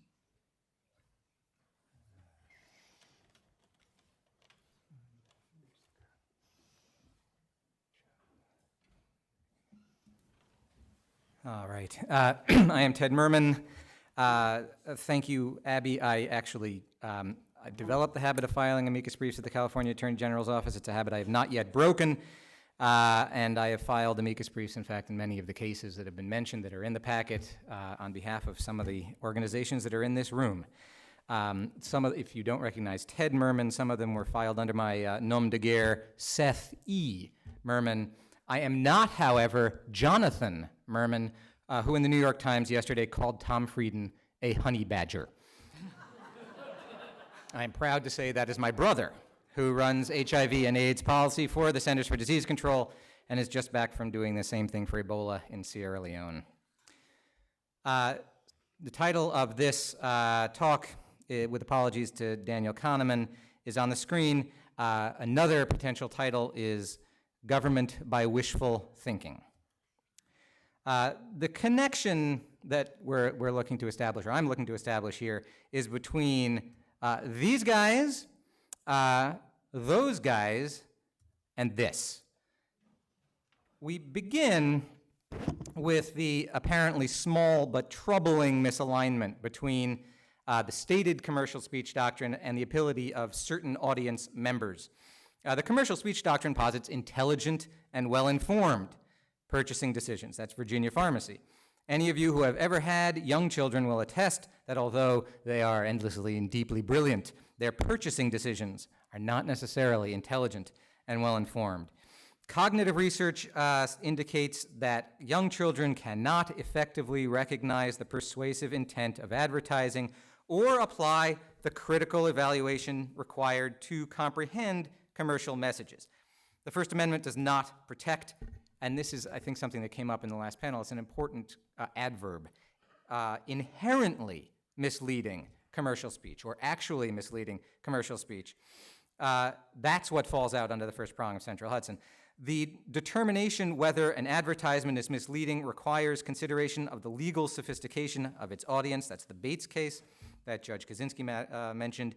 Given this combination, that government can prohibit inherently misleading advertising and that children cannot adequately understand and act upon commercial messages, advertising to children younger than age 12 should be considered beyond the scope of constitutional protection. That's moderately uncontroversial. Much more controversial, there's recent research on adolescents. Kelly and some of his colleagues have been involved in this, showing that they are a species with great impulsiveness, great vulnerability to ads focused on identity, peer groups. So science is actually therefore rather dubious even about older children's ability to detect and process and act in response to advertising in a rational way. Now, if I may digress momentarily, I don't know if you can see this, but I'll read it. We have traveled far, perhaps irrevocably far, from the original basis for First Amendment protection for commercial speech. And if you don't believe me, talk to David Vladeck, it's his fault. It's very difficult to recognize, I think now, the rationale of conveying information to listeners in recent cases extolling the rights and the virtues of corporations as speakers. But this scenario should not perhaps have come as a surprise. What we have up here is from the files of Justice Powell. This is the bench memorandum from the law clerk who drafted the majority opinion in Central Hudson. It states the motivating principle of the court's recent commercial speech cases, that commercial information must be as widely disseminated as possible, could probably be derived from Mr. Herbert Spencer's social statics, to paraphrase Holmes in Lochner. I am dubious that the court can be deterred from pursuing these ideas, but I am also dubious that it will end well. This clerk, David in the heading, had a pretty clear view down the road, as it turns out. But the court, for some reason, has not adopted the principle that the proper view of the First Amendment is not the marketplace of ideas or self-governance or the checking of government power or the letting off of steam or even self-fulfillment, but instead a guarantor of the current American economic system. That would make sense. To put it in more formal terms, a way of making sure that more people buy more stuff. That doctrine, that theory would explain what we've seen going on. I would posit that what we otherwise see does not. But unless and until we get to that point, we are left with a constitutional provision where ideology is heading in one direction and reality remains in a very different place. Now, back to where we were I believe we were talking about them. Research and case law converge around the idea that government could restrict speech and even compel emotion-evoking disclosures, perhaps, where the target audience is made up primarily of children under 12, young children certainly. Congress could probably bar, for example, some of the things that Kelly mentioned. All online junk food advert games aimed at these young children. The FCC could probably cap the number of junk food advertisements on children's television programs. The FTC could constitutionally restrict the use of licensed characters in ads directed to young children. What about older children? As I said, the research on adolescence is compelling, but the case law is going in the other direction. One non-commercial speech case that was handed down recently by the Supreme Court, Brown versus Entertainment Merchants Association, the violent video games case, the court held that, it said children, it meant older children, have considerable First Amendment rights, and even Chief Justice Roberts and Justice Alito concurring said they opined that perhaps young children could be treated differently, but they were not willing to provide that sort of paternalism, I suppose, towards adolescents. So, we have a situation where there is not much room to operate. Government could probably go right ahead and ban all tobacco advertising in elementary schools. Even though, remember, they have teachers, they have adults who are entitled to, receive truthful and non-misleading information about legal products. But as soon as we get beyond the areas that are limited to children, or in the case of tobacco advertising limited to minors, government has a problem. When some unspecified percentage of adults are in the audience, suddenly you are out from under that first prong of Central Hudson, and the government is stuck because the restriction's not narrowly tailored enough to pass even the rest of Central Hudson. So we don't even have to decide if strict scrutiny should really apply in these commercial speech cases. That, by the way, this is the tragedy of the indecision. Don't think that this, the commercial speech doctrine or the commercial speech test of Central Hudson is in any way formed fully. For 2 decades, we have had the test of heightened scrutiny. This is not new from Sorrell. There's new stuff in Sorrell, but heightened scrutiny is not new. For 20 years, the court has not decided whether Central Hudson applies to restrictions on commercial speech. It said maybe it's Central Hudson, maybe it's strict scrutiny, but it fails under even the more lenient test of Central Hudson. And what that does, of course, is it means that the court has to knock down every single restriction it takes on and reviews, because if it didn't, it would have to decide.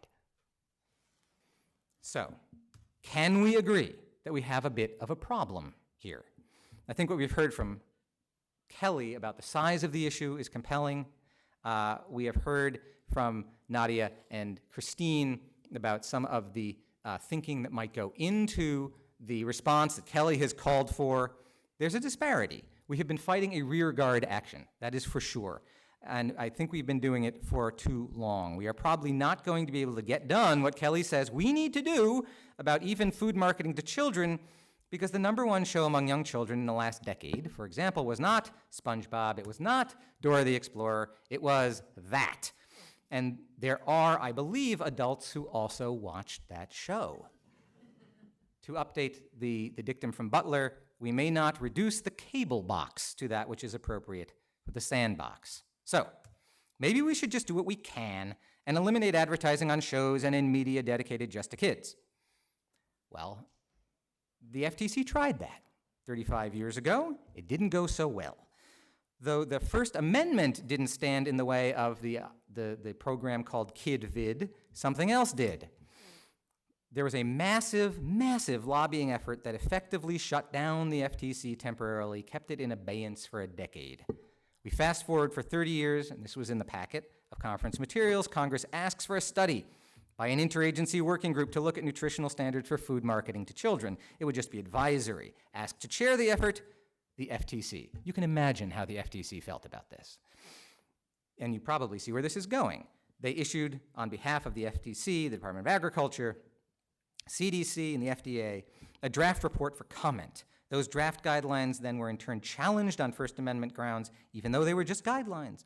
And then the big guns, the lobbyists, it turns out, well, they don't just use courts, they use Congress, they use the White House. They go and chat on a constant basis with the agencies themselves. That report was never finalized. This was not, however, a First Amendment problem, unless you consider, for some reason, the influence for some reason, the influence of lobbying and corporate money on politics to be a problem, which, of course, as we know, it is not. So,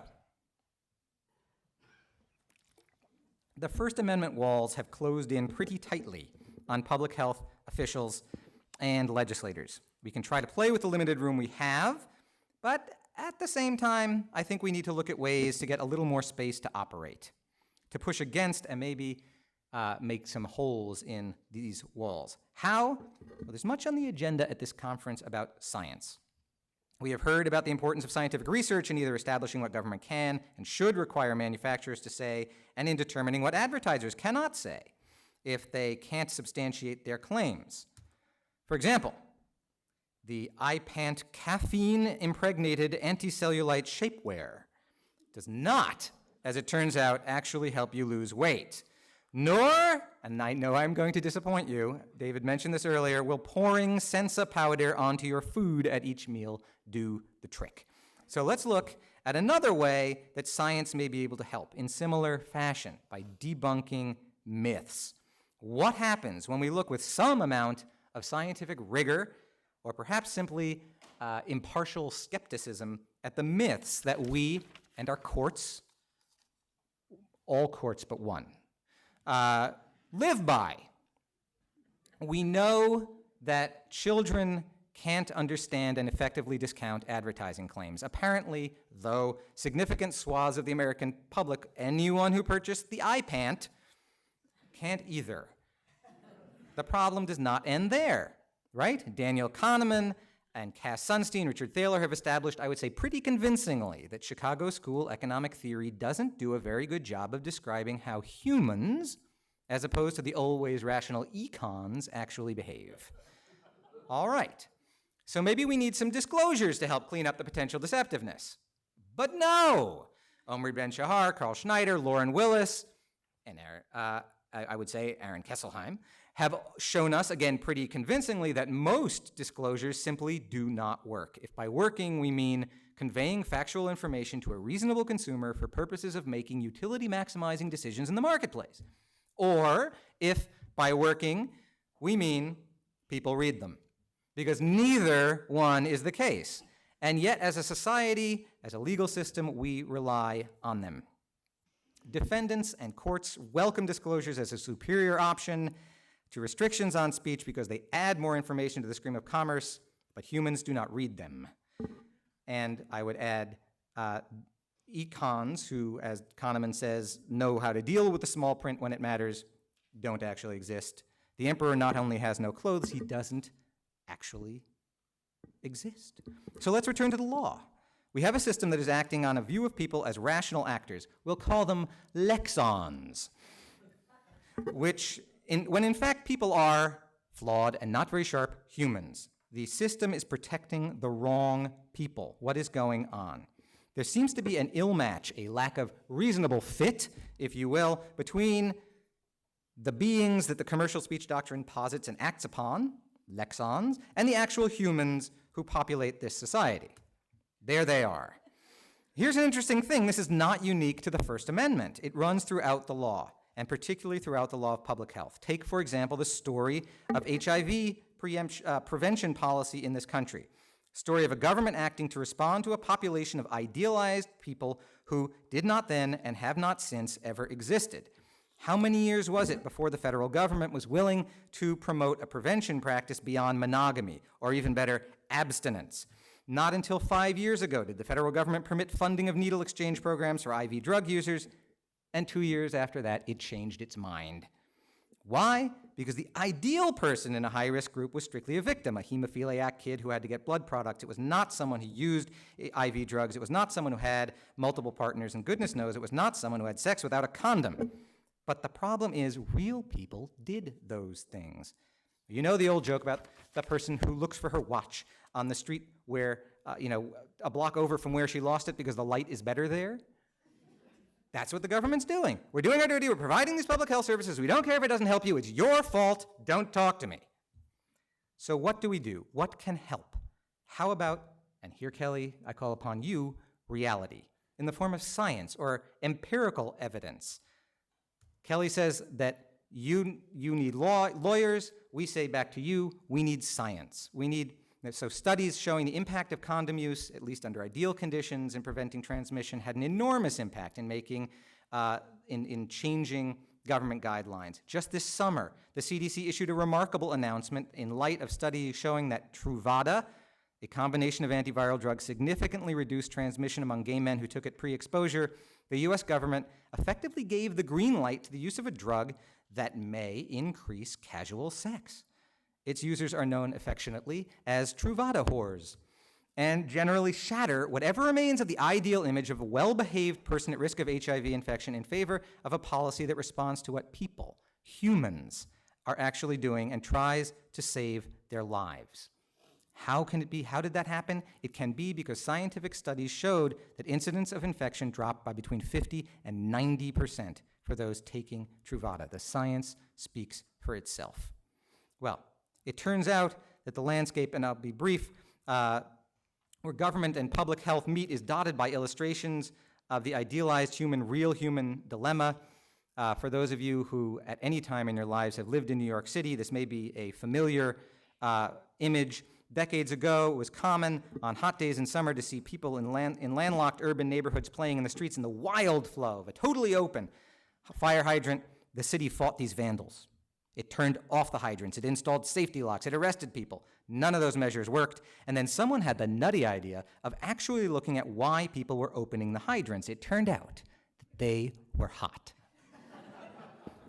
The openings happened during heat waves, where in neighborhoods without pools or park sprinklers or even backyards. So the someone who stopped to figure out why people were risking fines and their freedom to open hydrants said, what if we distributed spray caps? The dangerous diversion of water flow dropped from 1,000 gallons a minute to 25. The kids could cool off. Everyone was happy. So at the end of the story, it is not. The government was not happy. People were not behaving correctly. There was still 25 gallons a minute being poured into the street. So a number of years later, during the Giuliani administration, when the city discovered new types of locks that it thought could keep civilians from turning on the hydrants, it installed them. And the fire chief said, and I quote, "Fire hydrants should be for firefighting, not for playing." It is very difficult for the government to let go of the idea that people should act and must act and do act as morality and good judgment and the law expect them to. And of course, those locks, even the new ones, were soon picked. So, it seems that science, and even to follow the Supreme Court in Lorillard, common sense can go a long way towards breaking down the ideals, these ill-fitting ideals. If government can show that disclosures don't work in their current form, that should maybe cause us to look at what the disclosures consist of. Maybe they should, in fact, involve emotion. After all, what is the point deep down of an ineffective disclosure? It may assuage our collective conscience. It does not in itself prevent what could be serious harm or death. What about restrictions on speech? If evidence showed that a particular ad technique was manipulative, designed to evade the rational mind, then the First Amendment should not protect it. Yet consider the state of advertising today. As Kelly mentioned, we have immersive advertising, behavioral targeting, product placement, and of course, neuromarketing. We measure real-time responses at both the conscious and subconscious levels. These are companies that work with advertisers to hook up kids and adults to electrodes. They use the neuromarketing to hack your brain and I would say create something other than the sort of the rational conveyance of ideas for use in decision making. Are there limits to this reality check? And this is my last slide, I promise. There are. We need ideals. There is stuff that as a society we want to keep, even though it may not align well with empirical evidence. I don't know if all people are in fact created equal, but we do need, I think, there are other ideals that we might question. The equality of speakers in the marketplace is one. The marketplace of ideas is not the idea of the marketplace. To paraphrase David the clerk, we could adopt that principle, but I don't think it would end well. In sum, we are faced with a serious misalignment between the founding goals of a commercial speech doctrine, information provision driving rational consumer behavior, and the reality of a 21st century world permeated by image advertising, advergames, disclosures by the ream, a plethora of other techniques designed precisely to avoid the purpose for which constitutional protection was provided to commercial speech in the first place. Enough already with the ideal. It is time to get real.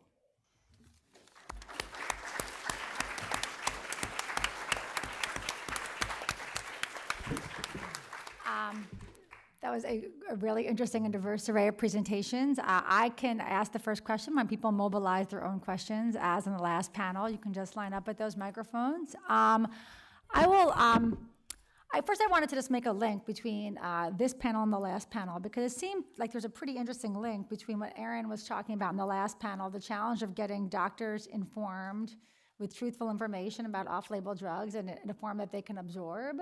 And in some ways, there's some parallels here to getting the public informed in a similar way, just sort of an interesting link between them. But my first question really probably goes to Nadia and Kelly, and it's this question about over-inclusiveness.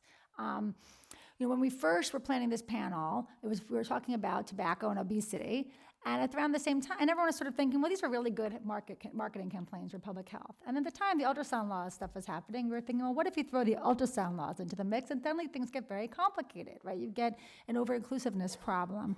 And then Kelly's argument is really about taking an analogy in some ways from tobacco to food, but tobacco is just one plant, right? And the slides you presented to us include everything up to water, right? Could be thrown into this bucket. And so I guess the question for you two is, how are courts going to draw the line? And is the problem of over-inclusiveness going to hamper all of these kinds of conversations in a way that makes them intractable? You don't have, if that's...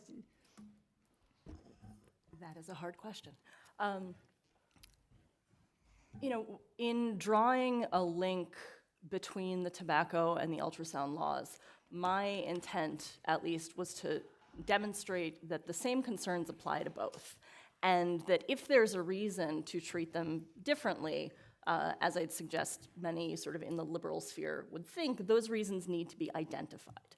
And that's something that I don't think has been done yet. And I think the same would play out if you're comparing tobacco labeling and food marketing, right? Or certain types of food marketing. Where you draw that line is going to require some kind of justifiable reasoning. And maybe that's going to come from empirical evidence demonstrating, okay, certain kinds of interventions can actually be effective in making people more attuned to the truth and recognizing truthful facts. Some don't. But I don't think that we can draw that line just on the basis of political preference or on intuitions about what we think is appropriate or not.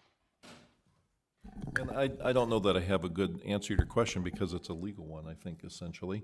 But my guess is that if common sense prevails here, you look at the nature of a problem and how much harm is being done. And at some point, the harm gets to a level high enough that some level of inclusiveness is probably warranted. And the question is, in the issues we're talking about, like food marketing to children, have we crossed that threshold? I think we clearly have. Heart disease, cancer, stroke, diabetes, all those things are being driven in part, at least, by the marketing practices.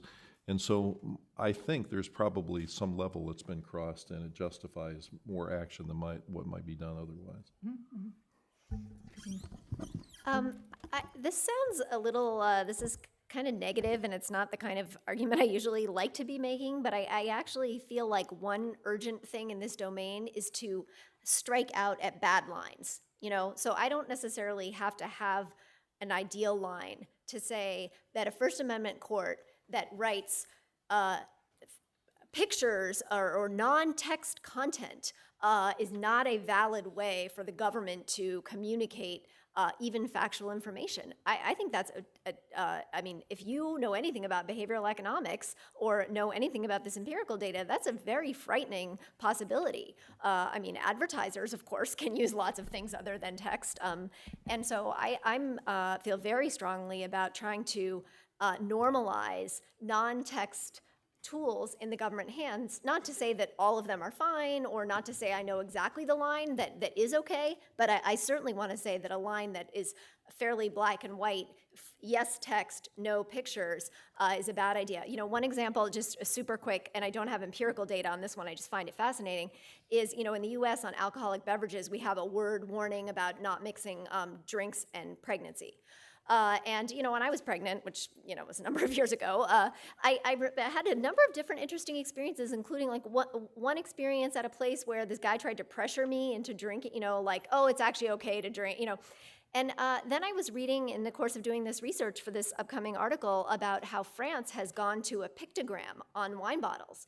It's a pretty arresting pictogram. It shows a side profile of a very pregnant woman, and then it has a red circle and a slash through it. I think that is, it's nothing like the cigarette ads, but it is evocative in a way that might improve people's understanding. And if so, I'd be very concerned about a court saying, oh, that would violate the First Amendment because, it doesn't use words. So I'm into getting rid of that bad line, at least. Chief Judge. I had a question of Christine. Uh-oh. It's just a factual question. I was interested in the study you had where you compared the message plus a picture with just the message. And I think one of the reasons, I'll get to my question, but I think one of the reasons the messages with the pictures on the cigarettes wound up being blocked is they were just so nasty. And I think a lot of people were just offended by them. And maybe, the purpose was to offend.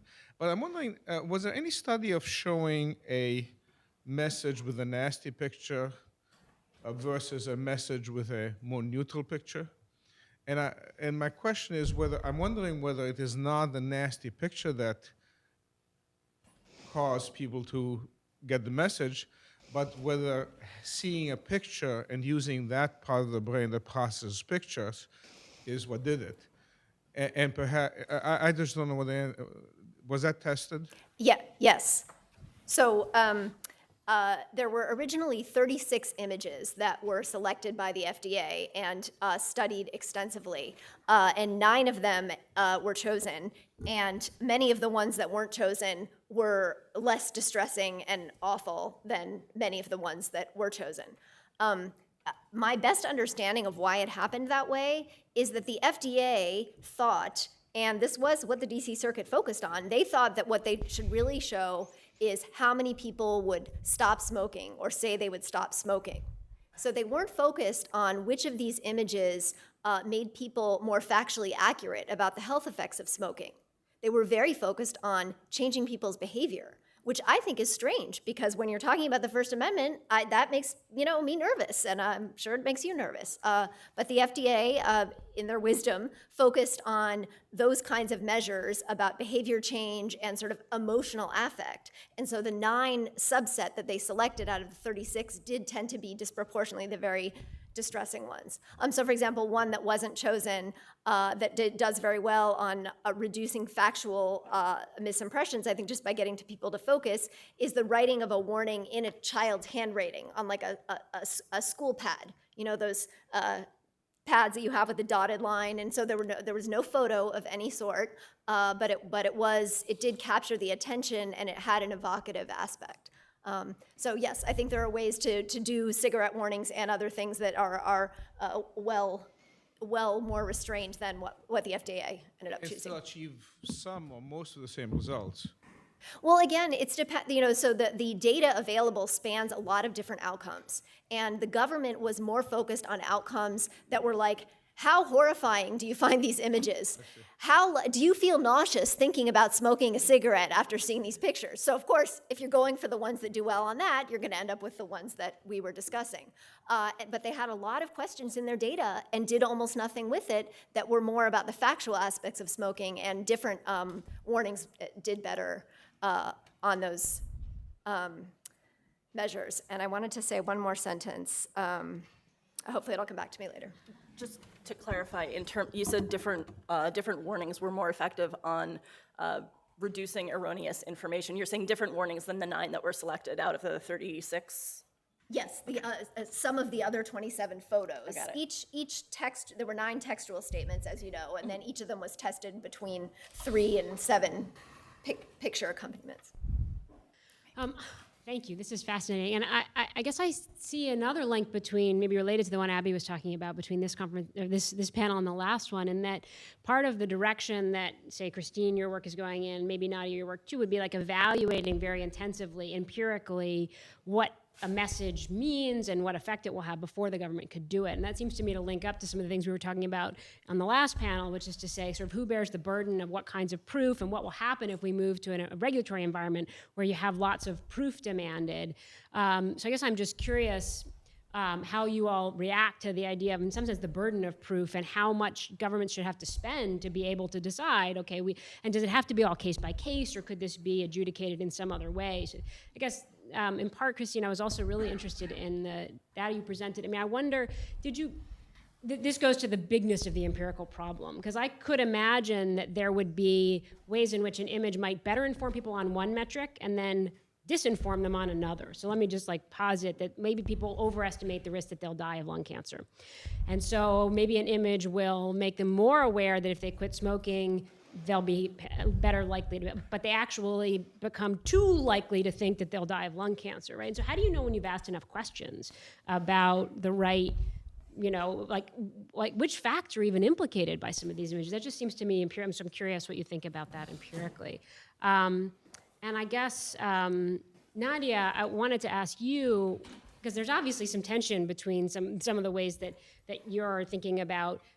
Maybe you could parse what you and Christine are doing and sort of say they're all consistent, because it's about, are you mobilizing disgust, or are you going to just be thinking about information and use pictures? But I guess there might also be other ways to defend or to think about the First Amendment. The ultrasound cases, we'll maybe talk about some of this tomorrow. But, I mean, are you sympathetic to the idea, or do you think it just doesn't work, that, for example, the doctors ought to have First Amendment rights not to say, be involved in the showing of these ultrasounds, because this isn't the practice of medicine.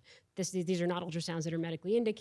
Are there other ways within a First Amendment context to get at the question other than the kind of discussed rationale? So originally I was worried that we would be deeply inconsistent, but I'm actually completely fascinated by your research, and I support the idea that empirical evidence can help us better get at what is an appropriate emotional or graphic appeal. I'm by no means saying that they're absolutely wrong, that they should be prohibited. I think that there are characteristics of graphical and emotional appeals that are more troubling. So for example, particularly in situations where they are unavoidable, and this goes to the captive audience doctrine, right? A woman is in a doctor's office, the ultrasound is being displayed and described to her, she's permitted to not look at it and not listen to it. Some doctor's offices have headphones so that women don't have to listen to it, right? That kind of communication that is unavoidable, I think, is problematic.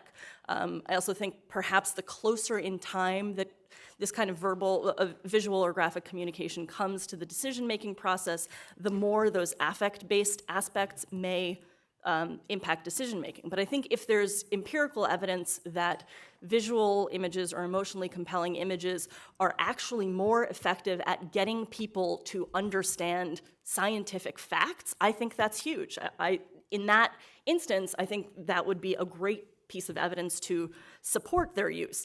Just going back to Ted's point very briefly, you said, well, we've got science that we can say these kinds of this is appropriate, but congressmen aren't rational actors either, and if you present them with scientific facts, it's unclear that they'll necessarily be swayed by it.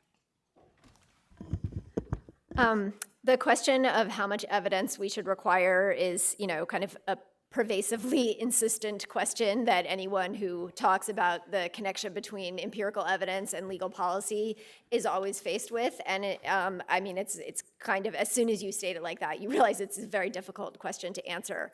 I think we are so far from the whatever the ending point should be that, it's easy for me to say the direction we should move in, which is from almost no consideration of this kind of evidence to some consideration of it. And if we reconvene here in 10 years and we've had this huge outpouring of empirical analysis, then, I would love to be at a point where I had the luxury of thinking, well, how much, are we close to the point we should require? Like, that would be great if but right now we're so far from that I don't know exactly how much we should require. I just know that we are miles below it.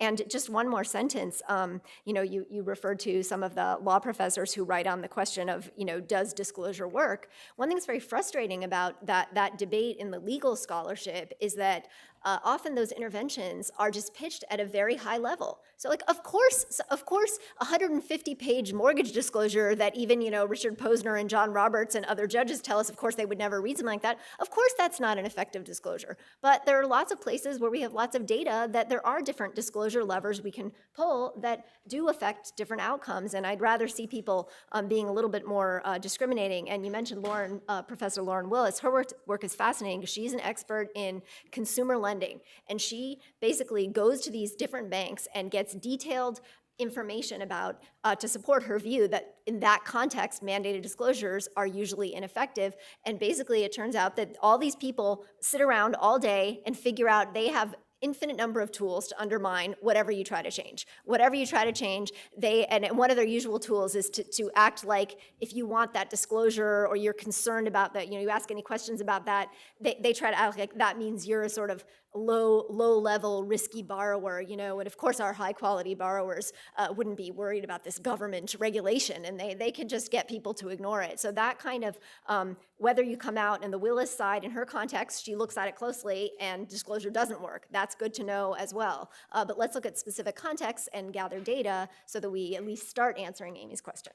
And one of the places that is most apt to be doing that right now is the Consumer Financial Protection Bureau, which is very dedicated to that question, and I think specifically to answering some of Professor Willis's questions. So. Yeah, and so there's, I'm actually one of the 5 people who's on the academic advisory board of the Consumer Financial Protection Bureau, and it's very true. I mean, I should be clear that Willis's study does not mean that all consumer finance disclosure is not helpful, but in the specific context of larger dollar loans, I think she has a lot of good evidence there.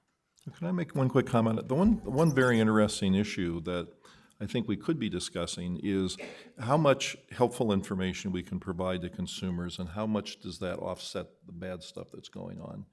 And so the kind of studies that Christine was talking about are highly appealing.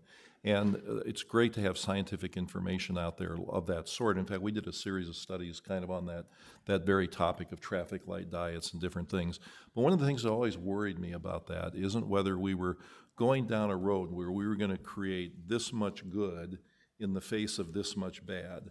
And and if we go down that road of disclosure and providing warning labels or whatever it happens to be, it's good, no question. I mean, it's helpful probably, especially if we get it right, if we get the messages right.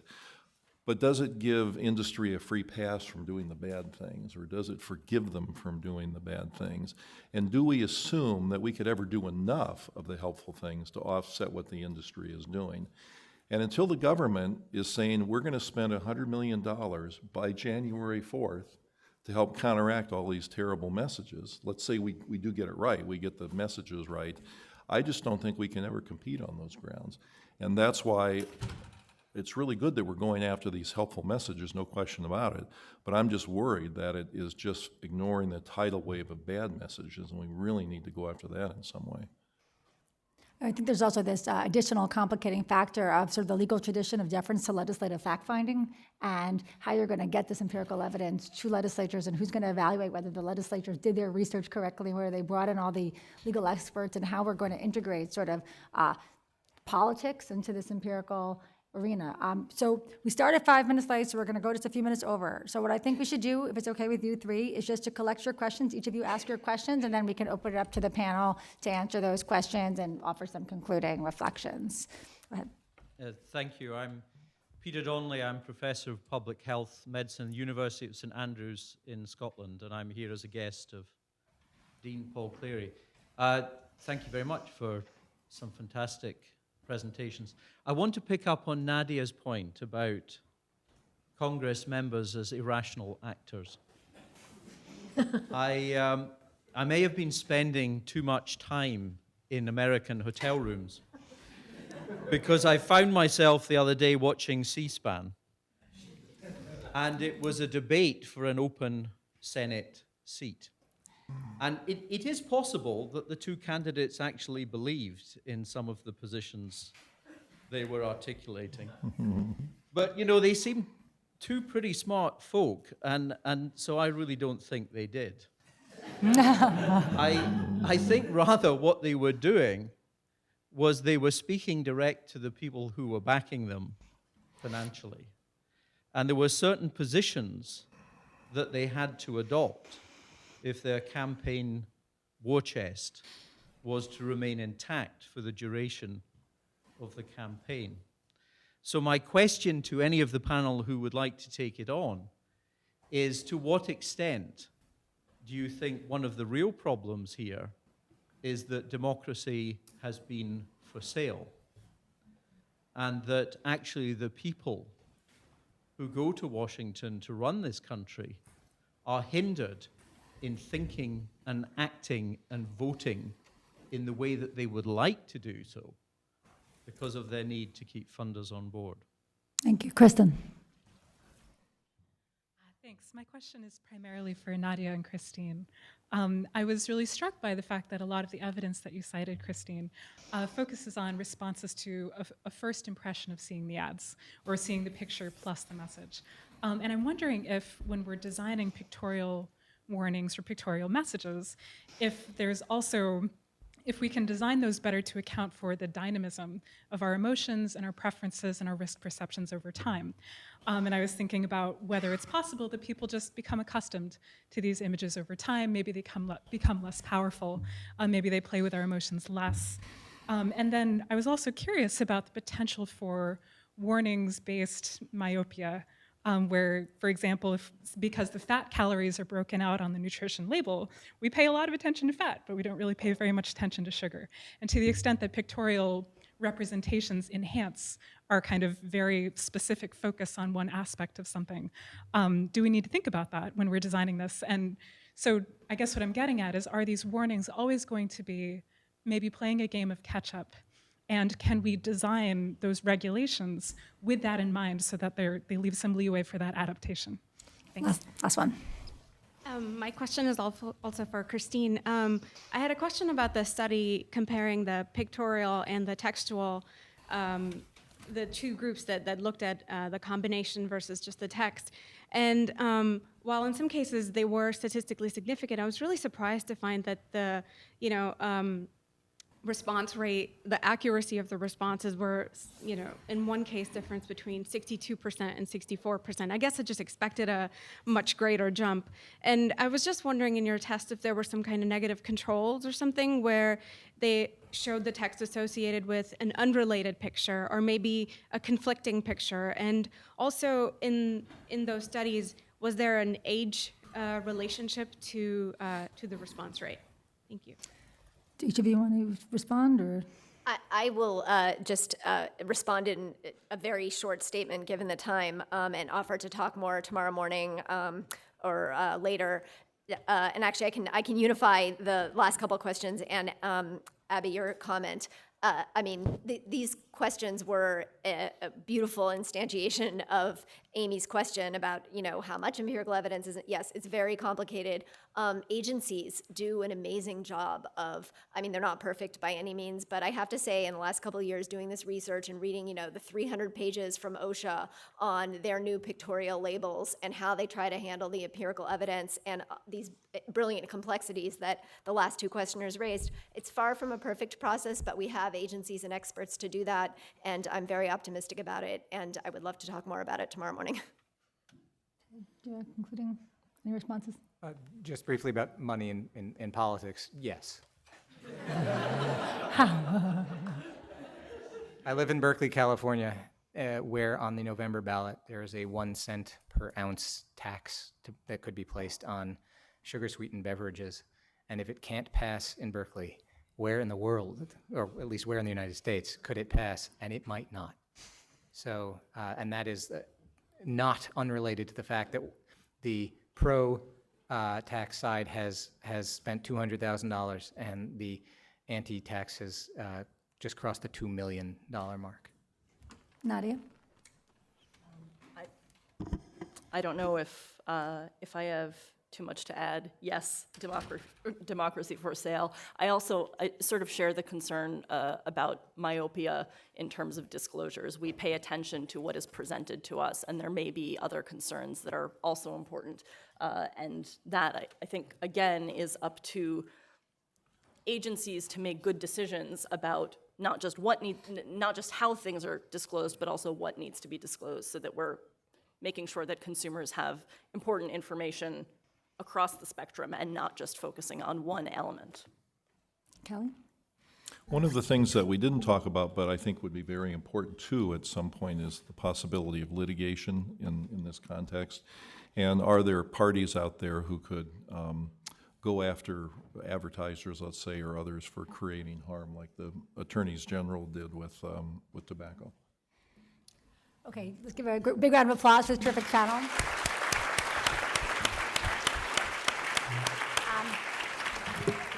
Amy, do you have any announcements that we need to make before we adjourn, or are we adjourned?